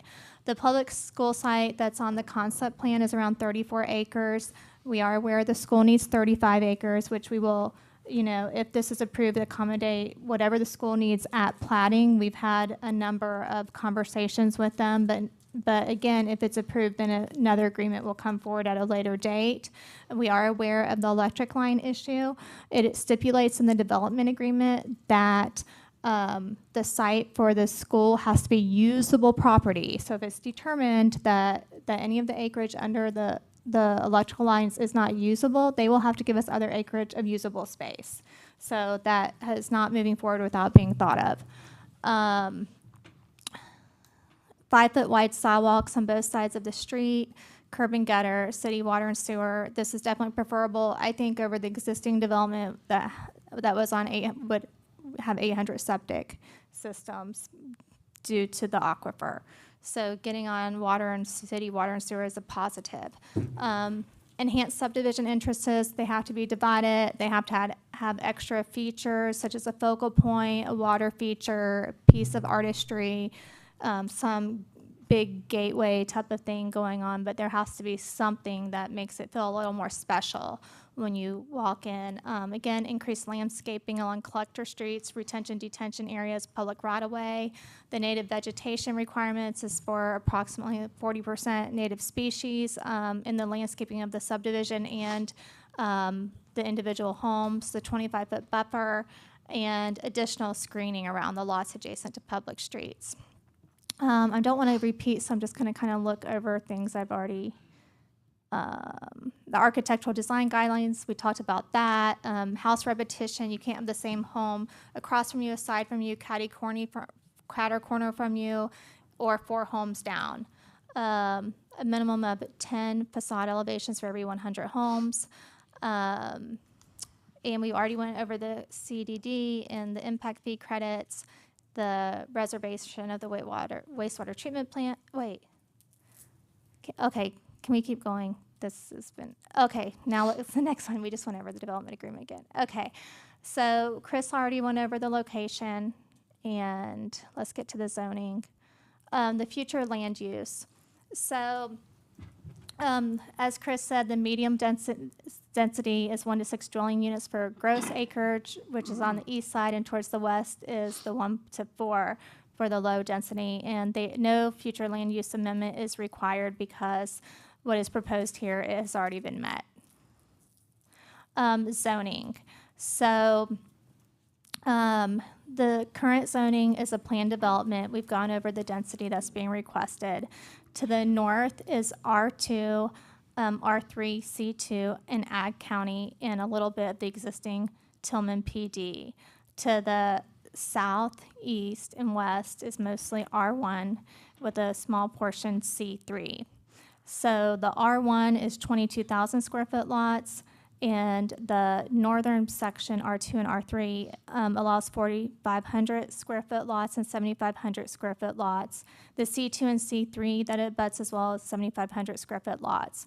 So what is proposed again is 7,000, 8,000, 10,000 square foot lots. So that's basically, and that's all along the north end, a little sections here and there, but it's just pulling down kind of what's already going on up north.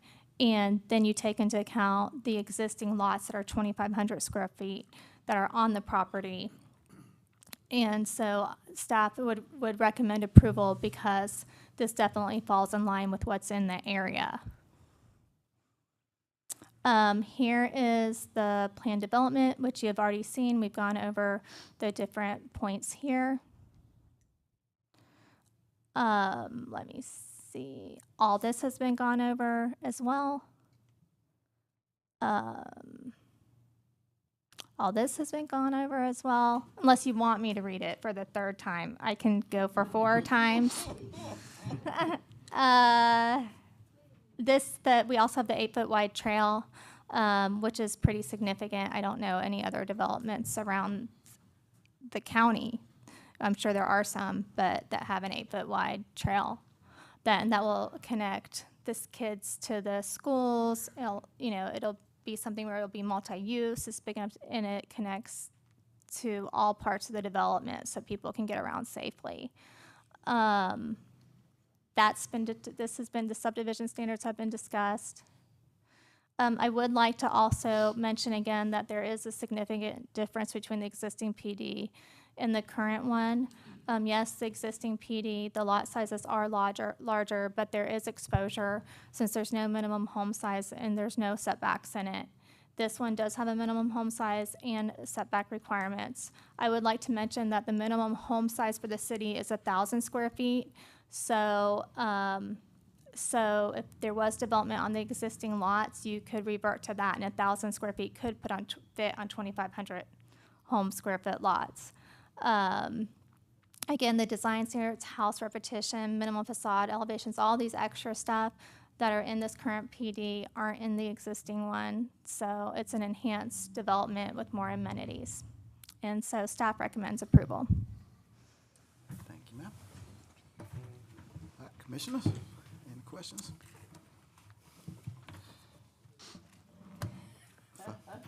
Fire away. Yes, sir, Mr. Mayor, if I could, please.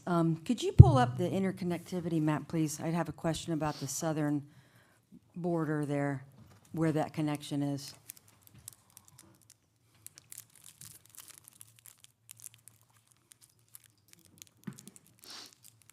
That blue circle right there at the bottom southern edge.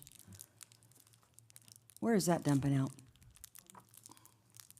Well, that would be just like the other roadways. It'd be a future road that the city would plan. It'd be similar to the properties to the east. We're stubbing out.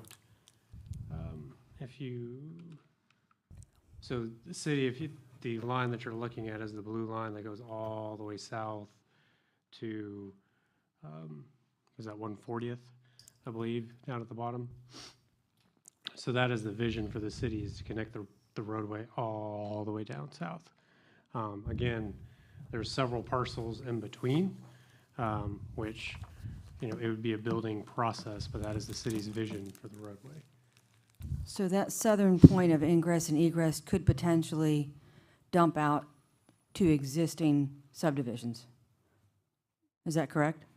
That would be a I question mean, for the city it's staff. whatever comes in the future, but whatever comes, they would need to extend the roadway system. I mean, typically you have your major thoroughfare plan and you want to make sure you have north, south, east, west corridors and you can get to them, you can get connector streets to the arterial streets. So, so you create the vision and as development comes, you encourage people or make developers, they are supposed to adhere to the major thoroughfare plan so that you have connectivity so that you don't have people having to take forever to get places by going around subdivisions that don't, or any development that doesn't have connectivity. The idea is building blocks as developments go through. The city makes sure that they connect at the right spot to continue the vision. Okay, I just have some concerns with potential residents that could be impacted by significant increase in traffic on that southern end. I mean, jumping out onto 2741 will be a challenge, but at least it's a major road. 222nd and 174th, everybody knows the problems that we have with those roads. So those are kind of a different thing. I just wanted to get some clarification on that southern point of ingress and egress. But again, that's the city's vision, not the development. Mm-hmm.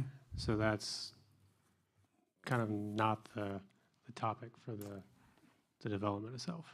And we had the Kimberly Horns transportation planners look at it, and when we look at it, we look at, like Chris talked about, we look at, how many properties have the least amount of property owners. We look at, where do connections make the most sense? What roads in the future will be able to sustain the traffic.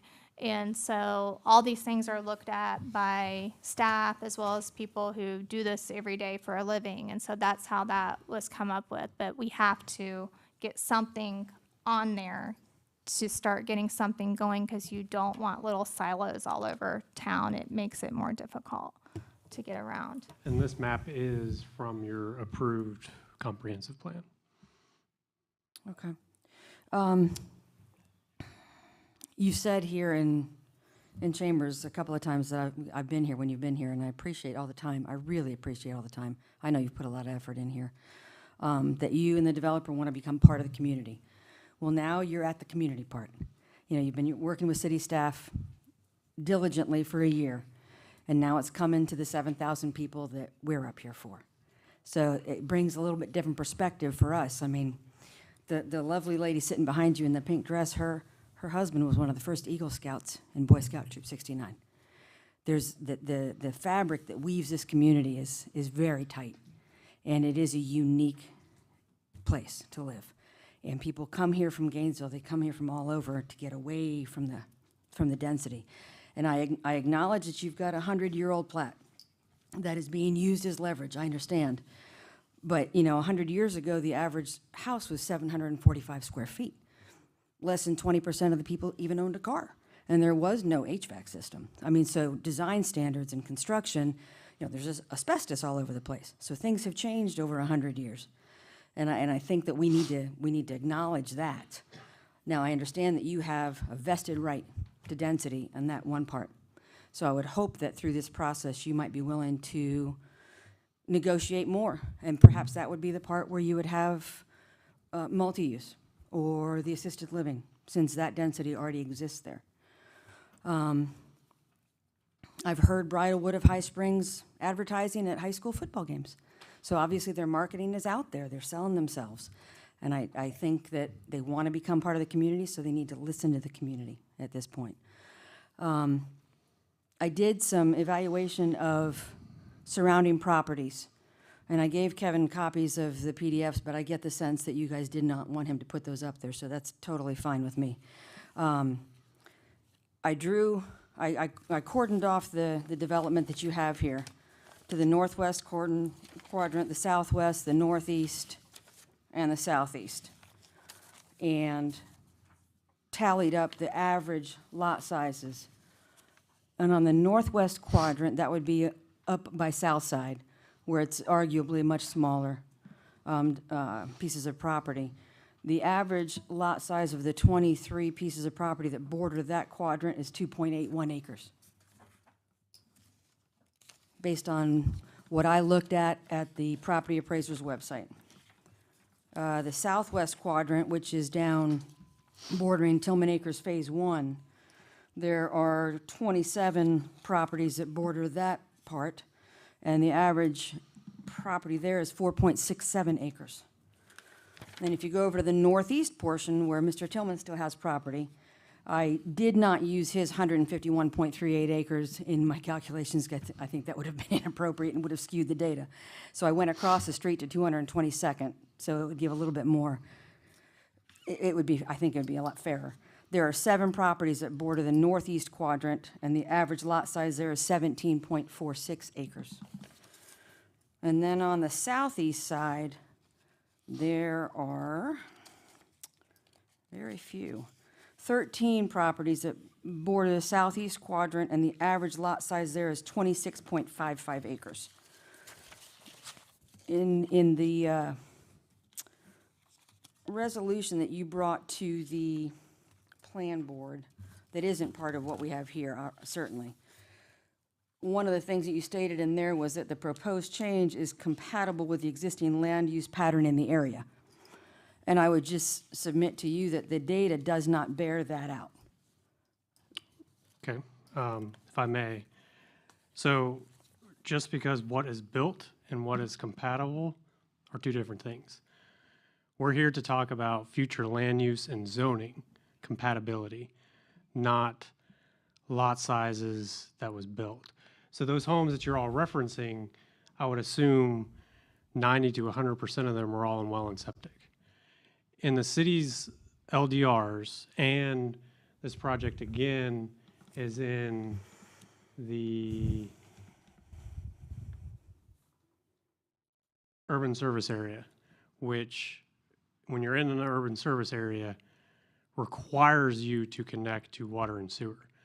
So with that, by right in the LDRs, lot sizes and lot widths decrease because you're connecting to municipal water and sewer. That is the city's code. And so by compatibility, we're referring to land use and zoning. So again, if you go back and look at the land use itself is all compatible. By right with the land use of the medium density, the R3 zoning with the LDRs would allow 4,500 square foot lots, 40 foot wide minimum, because they're connected to water and sewer. So because that's in the LDRs, that is an entitled right based on the city's code. So when you have lot sizes that are surrounding and what they built, those are all on septic and well, not connected to municipal water. So when a development's connected to municipal water, again, the development size and density, the intention based on the city's comprehensive plan is to promote density, not reduce density. Well, that presumes that a 1 acre lot wouldn't hook up to city utilities. You're not required to have a 1 acre lot to connect. The city's LDRs reduce the lot size if you're connected to water and sewer. If you're just connected to water and only have septic. Christy always knows what the names of the tables are better than me. I'm like, I always have to, what's the table that, you know, it has all the different ones? It's called the required dimensions. Yeah, the required dimensions. So the required dimensions table has the different lot sizes, and you get different lot sizes in each zoning classification based on whether it's connected to city water and sewer. Also, when we went through the comprehensive planning process and we were talking about making some areas less dense even, with Kimley Horn, the consultants, they advised us strongly against that because basically they said that would be taking property rights away from landowners, and we couldn't do that. And so, and the same goes for zoning. That's why when we make our recommendations as, you know, planners, and when the developers come look at property, you have to do it based on the land use and the zoning compatibility, not necessarily what's already there. I mean, for instance, a lot of times people will go put developments in, especially the larger ones, in ag zoning, which we don't have, but we do now because we just created it. And they will turn ag zoning into something else. So the comp plan is basically your vision for the city. And so this does, and the comp plan is your land use. So this adhered to that and to a number of the policies in the comp plan.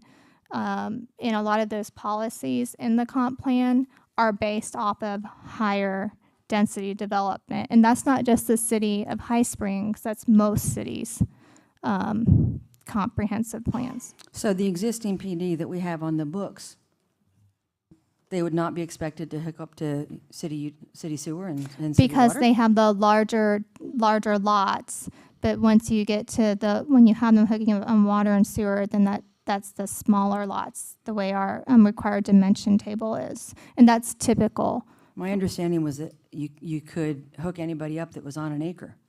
Yeah, for larger developments, you can always hook people up to water and sewer. You can always do that, but you don't have to. It's not required.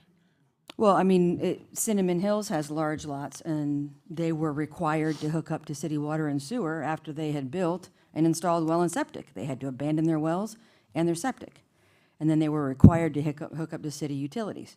I wasn't here at that point. Oh, I wasn't. So, I mean, I think that when you get a certain distance from it, then you're typically supposed to. That's a covenant that you have with the funding source, that if you get within, I think it's 200 feet of a water line or sewer line, you have to connect. And the landowner has to do that. That's part of the covenants for building the wastewater treatment plant system. So it's a different regulation. Okay. And there is no utilities within 200 feet of the property. Okay, so I mean, it's summary for the data that I was looking at is that the average proposed lot size is 0.2 acres. We've got 68.41% at 0.17 acres, 20.46% at 0.19 acres, and 11.13% at 0.24 acres. And I just, assuming we had a third and a third and a third, 0.2 acres. The average lot size in the perimeter that touches your subdivision is 64.36 times bigger.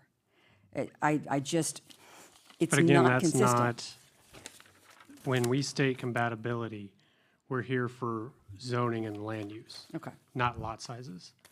So, Well, lot sizes are kind of part of it, aren't they? no, the zoning identifies the minimum lot size.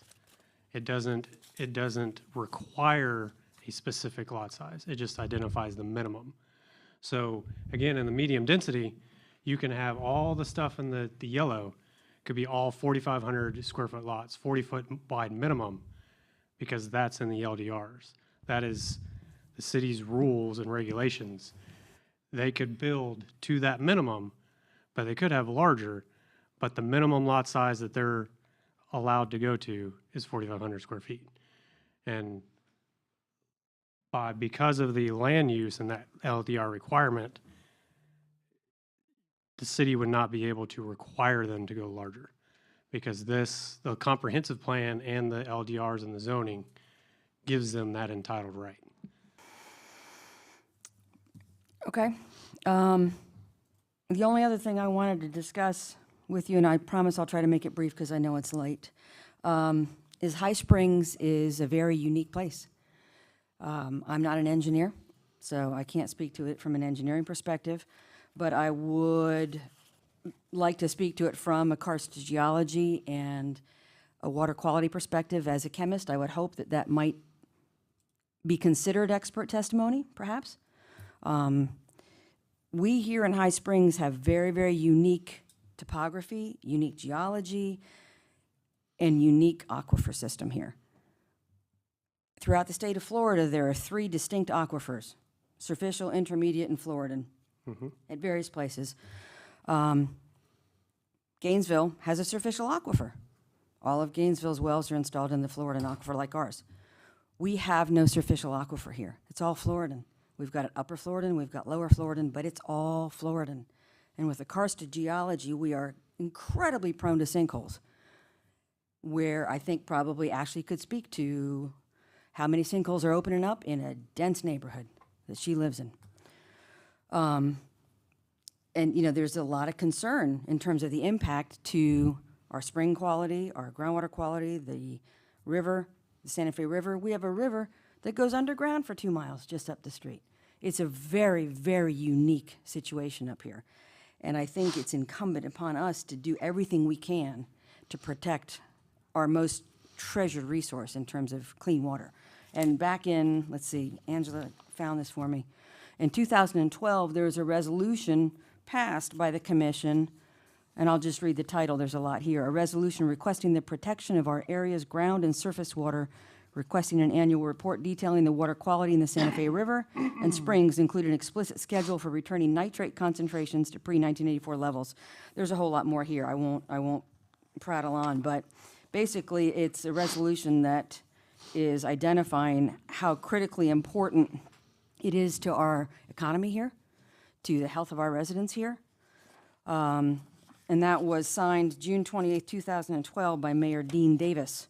There's also a proclamation signed on that same day, whereas the citizens and visitors from around the world flock to the springs year-round to fish, kayak, canoe, camp, snorkel, swim, cave dive, tube, and relax. Whereas the health of the Santa Fe River and its associated springs are essential to the economy of High Springs.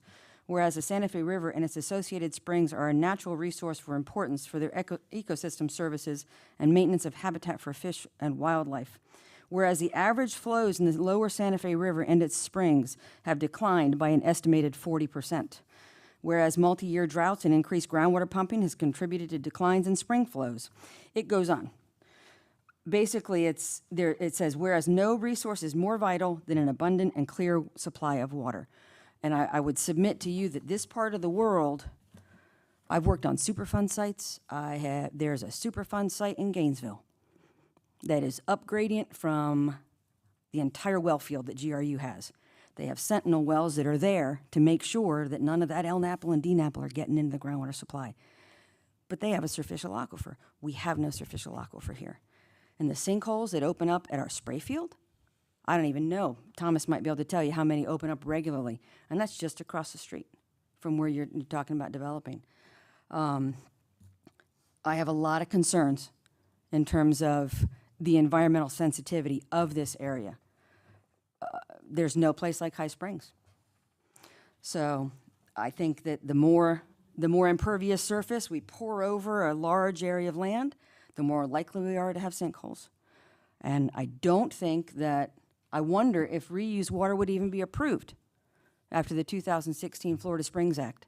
We don't have AWT. Our new plan is not AWT. I don't know if they would approve that or not. Maybe after it goes through the infiltrated wetlands, they might, I don't know. But I think that we need to be cognizant of the environmental sensitivity here. And we have an expert that works right here at the Florida Springs Institute. Dr. Bob Knight knows everything about springs and how sensitive it is. And we've got to be very careful. So can't, explain why the other subdivision is having sinkholes. Don't know if that's engineering design, construction issues. There's multiple reasons why sinkholes open up in stormwater basins. However, part of the state permitting process, sinkholes have to be remediated based on requirements from Suwannee River. But also, Alachua County EPD has come out with their own county-wide stormwater treatment requirements, which this project would have to meet.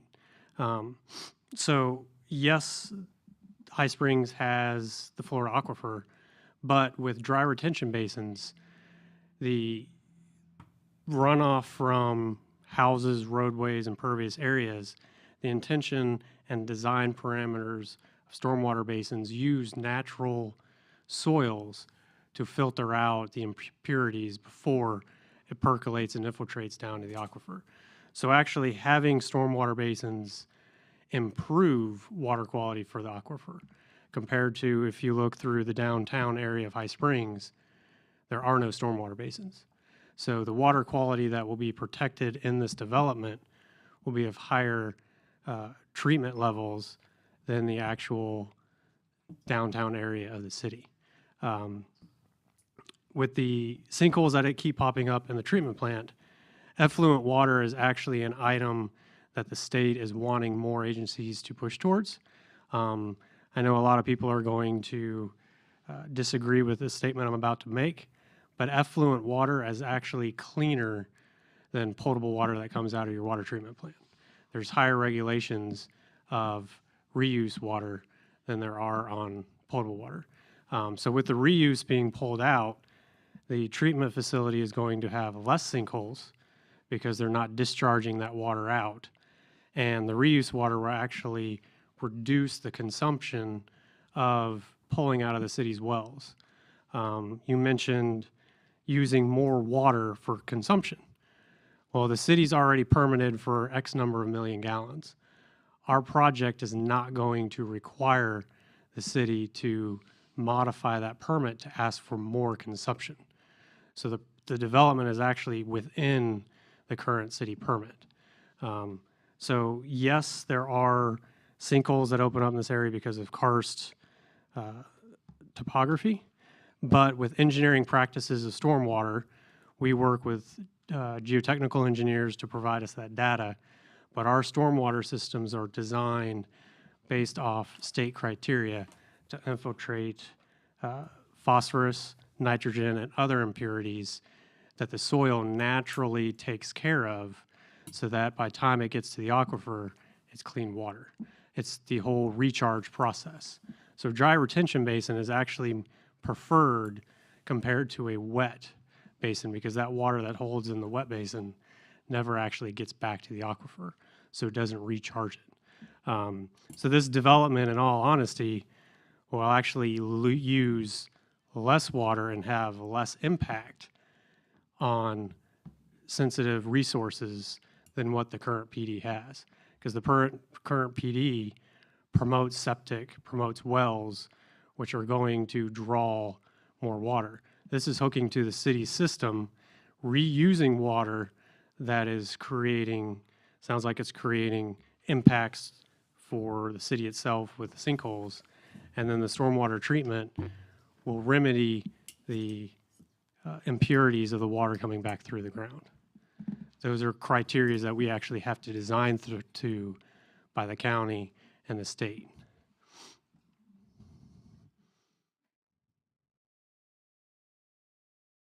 There's still nothing saying that the existing PD's density could not hook up to city utilities. But it's not required. But there's nothing that says that they could do it. But it's, again, the city cannot require you to do something because, one, we're not within 200 feet. Mm-hmm. And so they could go out and put all 800 septic tanks and wells because there is no ordinance from the city that requires it. Cases, people that don't have to aren't going to because for financial reasons.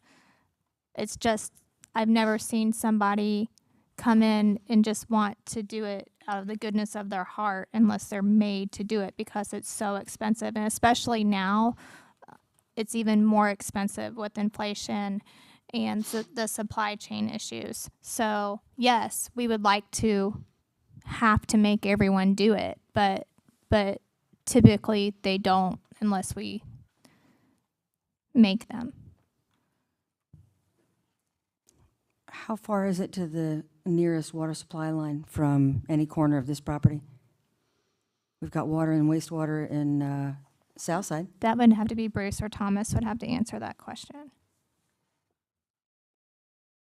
But again, our ordinance doesn't require it because it's not within that distance right now, and they've already submitted their application. The existing PD ordinance does not require the subdivision to connect to municipal water and sewer. I understand, but if we modify the existing PD to require that, Is there something that says we cannot do that? Yes, because the landowner would have to make that request. The city does not have the right to take away an ordinance that was already approved.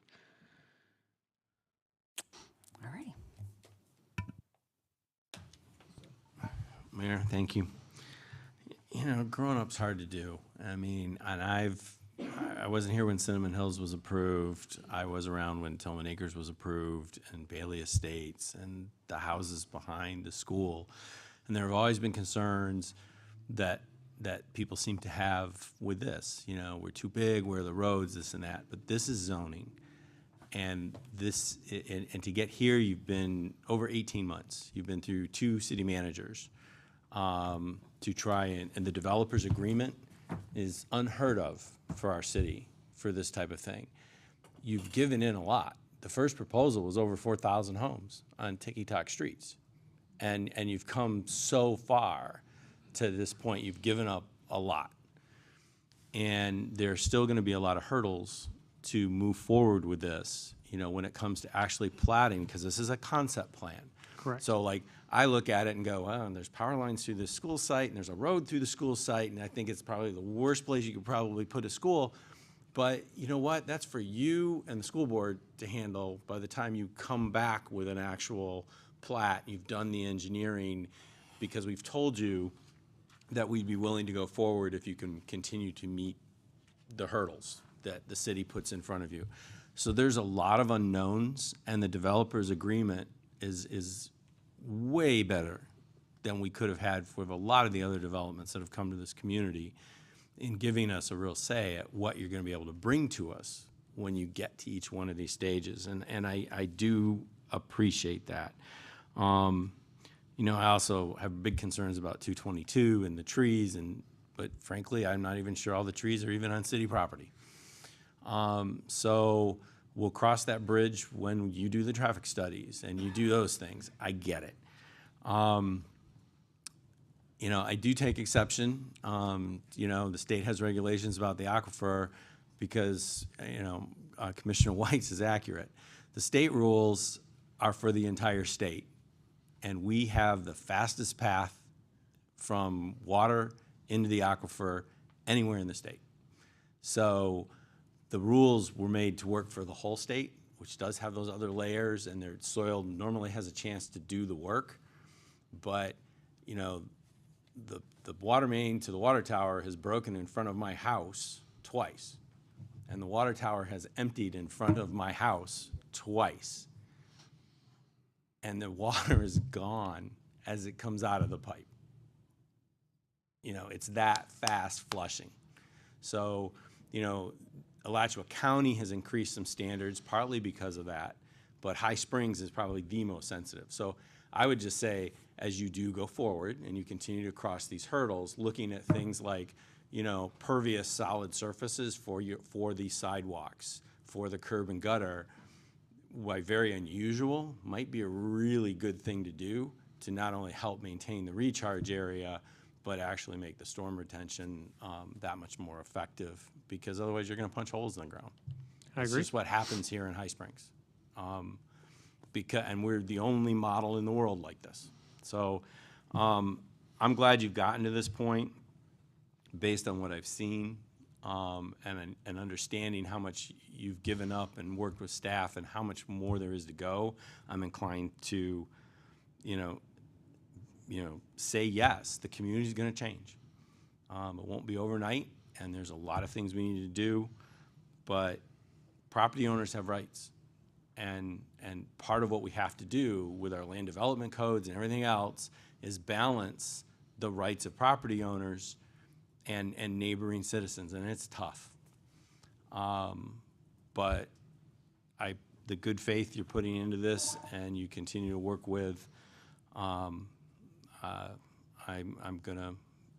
inclined to go forward based on the information. I would just say this, though. It's good that you have that sandy soil, because that material actually treats water compared to clay materials. Understood. The first sewer system in the world was on the edge of the Thames in London, and it was a couple acres of sand. I understand that.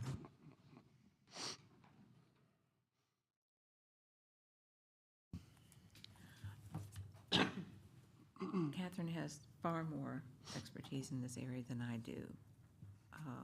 But I'm inclined to agree with Ross. I do know the time and effort that's been put forth from you and from the staff to make this a very livable development. So I am inclined to say yes to this as well.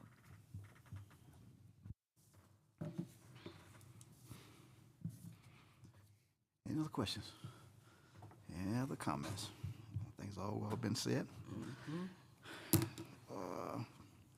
At this time, we entertain a motion. I move we approve ordinance 2022-18. Second. Okay, we have a motion and a second. Any other discussion from the dais? Anyone from the audience? Is this our time to speak? Yes, ma'am.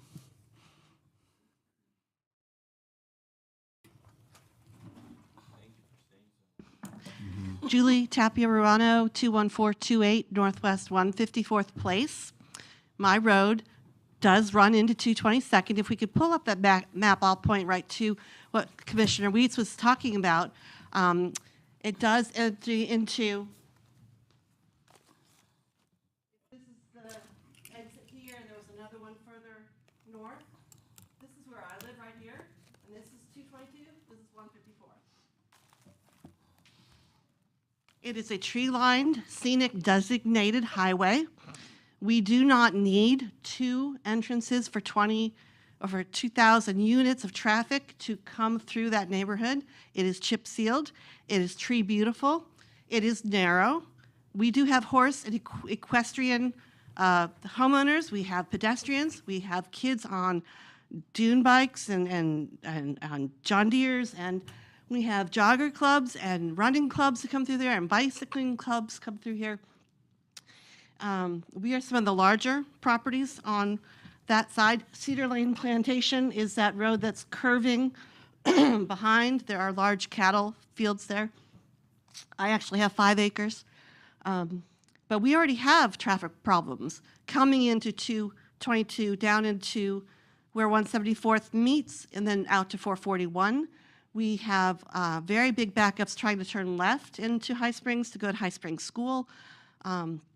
We also have the other way out is a long circuitous way out, but we like it that way. We don't want that volume of traffic coming through our neighborhood. We, like Springstead and like Tillman Acres to the west, we do not want entry through our neighborhoods. We don't want to have to fight the traffic, have it cut through, have it widened to take out the trees, maybe maintain a little better surface, but not to widen it, not to bring it, because there's already speeding traffic through there. We want that to stay slow. We want that to stay walkable, to stay beautiful. For other reasons stated, I've been here twice before, the planning meetings. I thank you to the Commissioner Weets for being here also for those meetings and others who may have tuned in and watched. I would urge that those who are not familiar with all of the residential input to go back and read the minutes, or at least to watch the archived videos. I've gone back on YouTube and watched videos that I haven't been able to attend, to hear the public input of how much we're opposed to it at this point. Yes, they've made changes for beauty and aesthetic sake, and they've conceded apparently, and the legal issues aside, I still think we should, if we have the legal muster to challenge the 100-year-old plat and see where that would take us back. Thank you.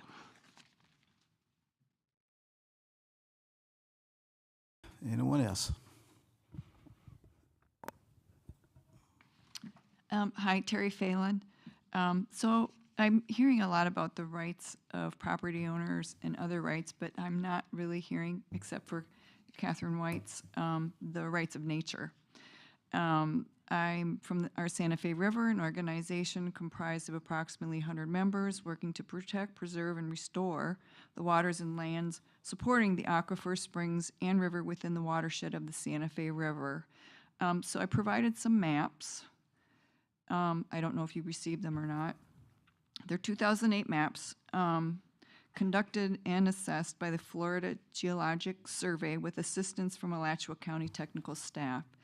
They show the entire city of High Springs is on a highly vulnerable, unconfined recharge area over the Floridan Aquifer Protection Zone and is designed as such on the city's future land use maps.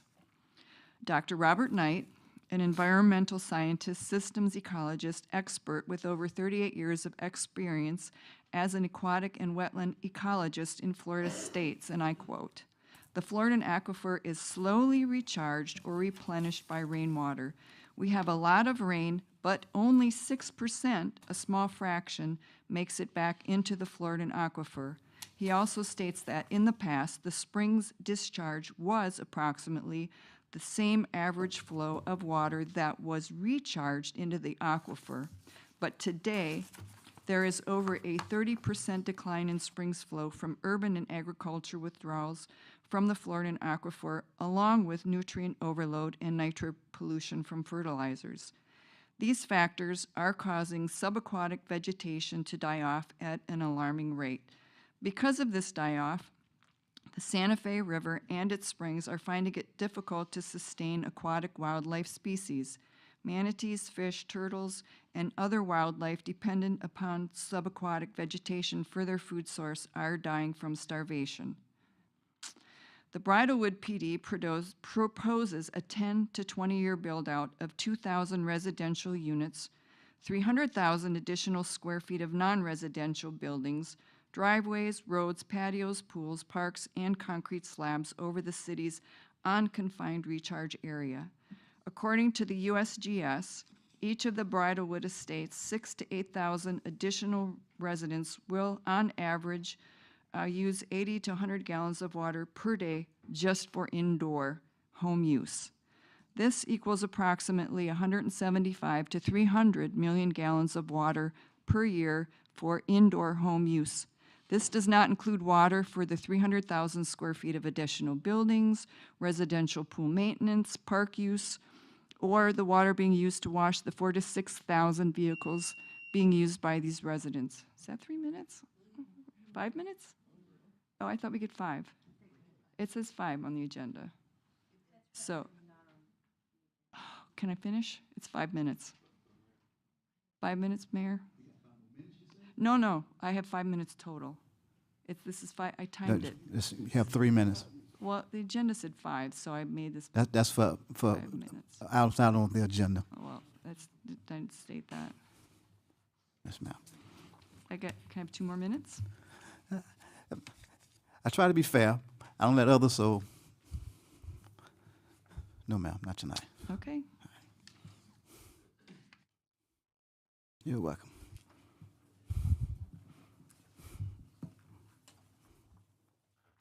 Anyone else?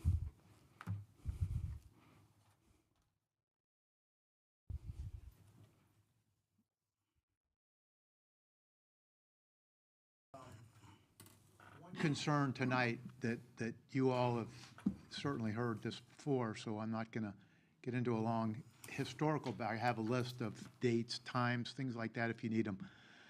But we're getting ready to talk about a huge development here that's going to transpire over a period of time. And I have one concern, and it's about a commissioner that's already has a history. And again, I have the dates, the times, but you all were here. You all have heard this publicly. This is not my opinion. This is public statements by a commissioner. When the mural issue came up, the commissioner that I'm referring to was an officer in the Heart of High Springs movement. Everybody's familiar with that. That commissioner has benefited over a period of time and supported here at the dais. He supported the events, voted on issues over the mural. That was a. So Rick, you talking about this? I'm going to get to that point. We're talking about a big development here, Bridlewood, a big development. The second time, the commissioner I'm concerned about that's going to be voting on this development, the commissioner's already suggesting things, making comments this evening about this development. I would like to see the commissioner recuse himself on this development from this point forward because of the history that you all have experienced.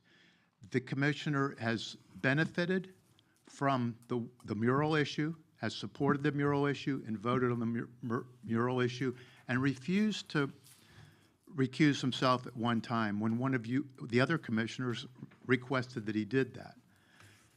You move forward to Duke Power, which is a gigantic development. This commissioner supported and voted on the Duke Power development over a period of over a year, and then at the end recused himself of a vote because he had acquired a contract with that development. This is a conflict of interest, Mr. Mayor. You're aware of it. Everybody here is aware of it. A conflict of interest is a form of corruption. If you're going to support this type of involvement with individuals up here, then I'm going to have to get up and say something about this issue. Tonight, we're talking about a big development that's coming. It doesn't seem to be slowing down. I would like to see that one commissioner, I would just like for you all to address that issue, be excluded from voting on this development. Okay? Any questions? Any comments? I'm lost, but okay. Okay. Okay, sir. I don't see what this got to do with. I don't see what this got to, what he done did voted in the past. What this got to do with Bridlewood? Why should we? Bridlewood is a development. They're going to be building a development. The commissioner that I'm referring to. So he's not going to profit from that in any kind of way, is he? Is he profit from Duke Power, Mr. Mayor? I don't Mr. know. Mayor, you were sitting there the night that he recused himself because he had he has a contract with Duke Power. Rick, I disagree with you. Totally disagree with you. It's a public record, sir. But, It's not my opinion. Rick, I'm not going to argue. Your time is up. I'm not going to sit here and argue with you about it. There's nothing to argue about, sir. It's not. Public record. It's not an issue. What you're speaking on. Okay. With this Bridlewood.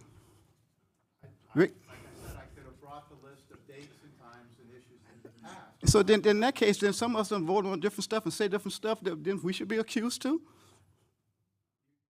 You should do what I believe is correct in this case. All this commissioner needs to do is be directed to recuse himself from voting. I disagree. I disagree with you.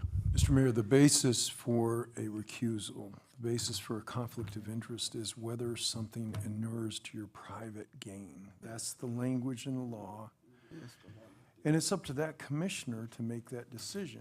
If there is a conflict of interest or there is a subject that inures to your private gain, then you file a voting conflict and you then recuse yourself. It's not for this commission to somehow censure one of the other commissioners to say you can't vote on something. That's not how the process works at all. Can't do it, Rick. I'm sorry.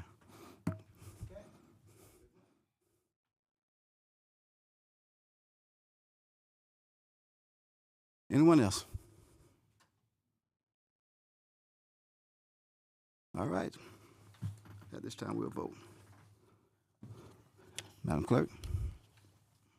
Commissioner Ambrose. Yes. Commissioner Jones. Yes. Commissioner Whites. No. Commissioner Williams. Yes. Vice Mayor James. Yes. All right, motion carries. All right, moving on to City Attorney's report and updates. Nothing to report, Mr. Mayor. Sounds great. There is a CRA meeting 1 week from today to go over the finding of necessity and the proposal for a facilities plan. That's it. Yes, sir. Keep it short, Bruce. I will. Everybody else keep it short. Rest of the ARPA funds are in, just to make you aware. Third well's moving along pretty good on the new site, or the relocated site.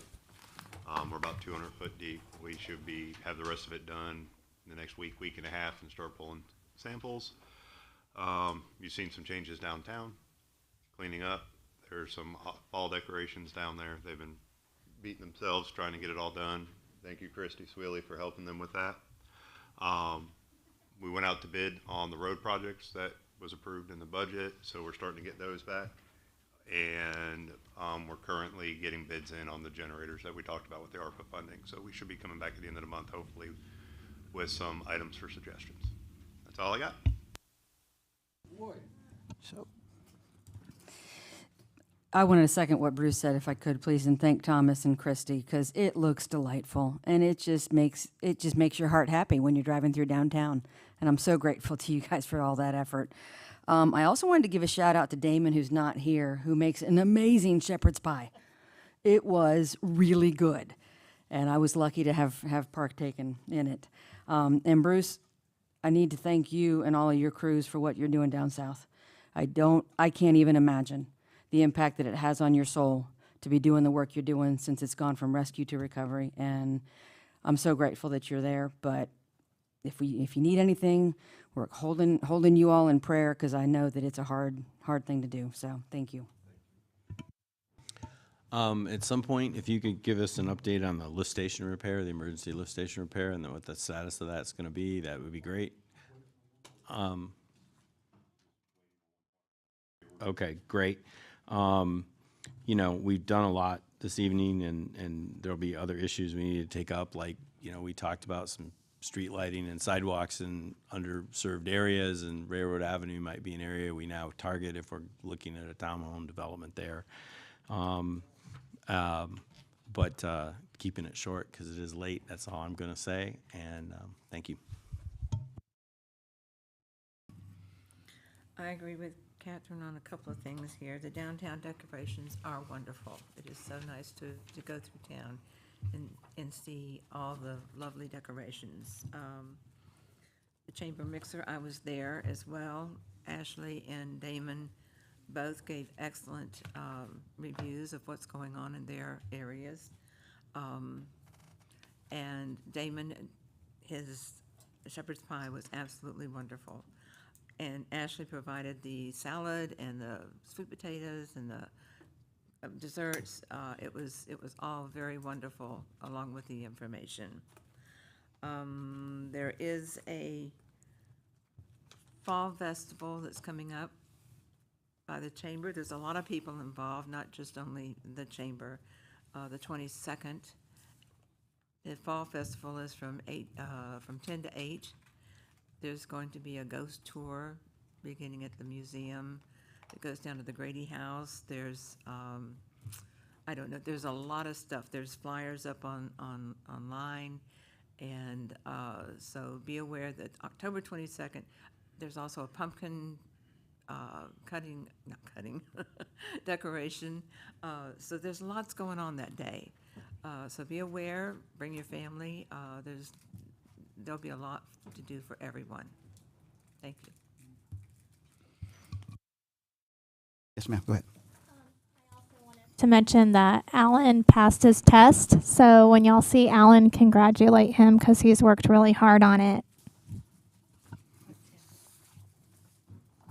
For the building official test. Oh, okay. Oh, okay, very good. Vice Mayor? I understand some of you are going out to Camp Kalakwa tomorrow for a program. I think you'll enjoy yourself. I spent a great deal of time out there today. They're having a jamboree, and they have like 5,000 plus kids out there doing all kinds of different things. So for those of you that are going to go, you'll have a good time, so make sure you find time to go. I think it starts at 7. I don't know what time they'll actually receive you in there, because it was something trying to find a parking spot today. That's the first time I ever went someplace and I had to say, oh, you know, but I'm the vice mayor. So they found me a parking spot. That's the first time I've ever done that. So make sure you go a little early so you can find a parking spot. But it was really nice. I even stayed long enough to sit and have lunch with a couple of them, and it turns out really, really well. I enjoyed myself. So make sure you go if you can tomorrow. That's it. All right, thank you. I thank myself and Bruce and Chief and the manager going. But they Okay. reserved a parking place for us. Okay. Well, see, I don't count. That's why I had to do what I did. So I think we're good. Somebody's trying to say something? Yes, I'm sorry. Could I add one more thing? Sure. Yes, I agree too with Bruce and the fire staff that went. There's a marvelous article that went into detail in Main Street News, I believe, and very interesting read. If you get a chance, they go in, they let you know what they actually had to do. And I know, I've talked with Bruce, how very difficult it was to go there. So yes, I commend you as well. Thank you. Yes, indeed, I agree. The only thing I have is, I'm an obedient husband. So for the next meetings, I will not be here. I'm supposed to be on vacation, and I don't want to be fussed at any longer to rest. So Okay. I would, next meetings for the rest of this month, count me out. Count you out. Count me out. Oh, okay. So that's all I have. I entertain a motion to adjourn. Motion made. All right, meeting adjourned.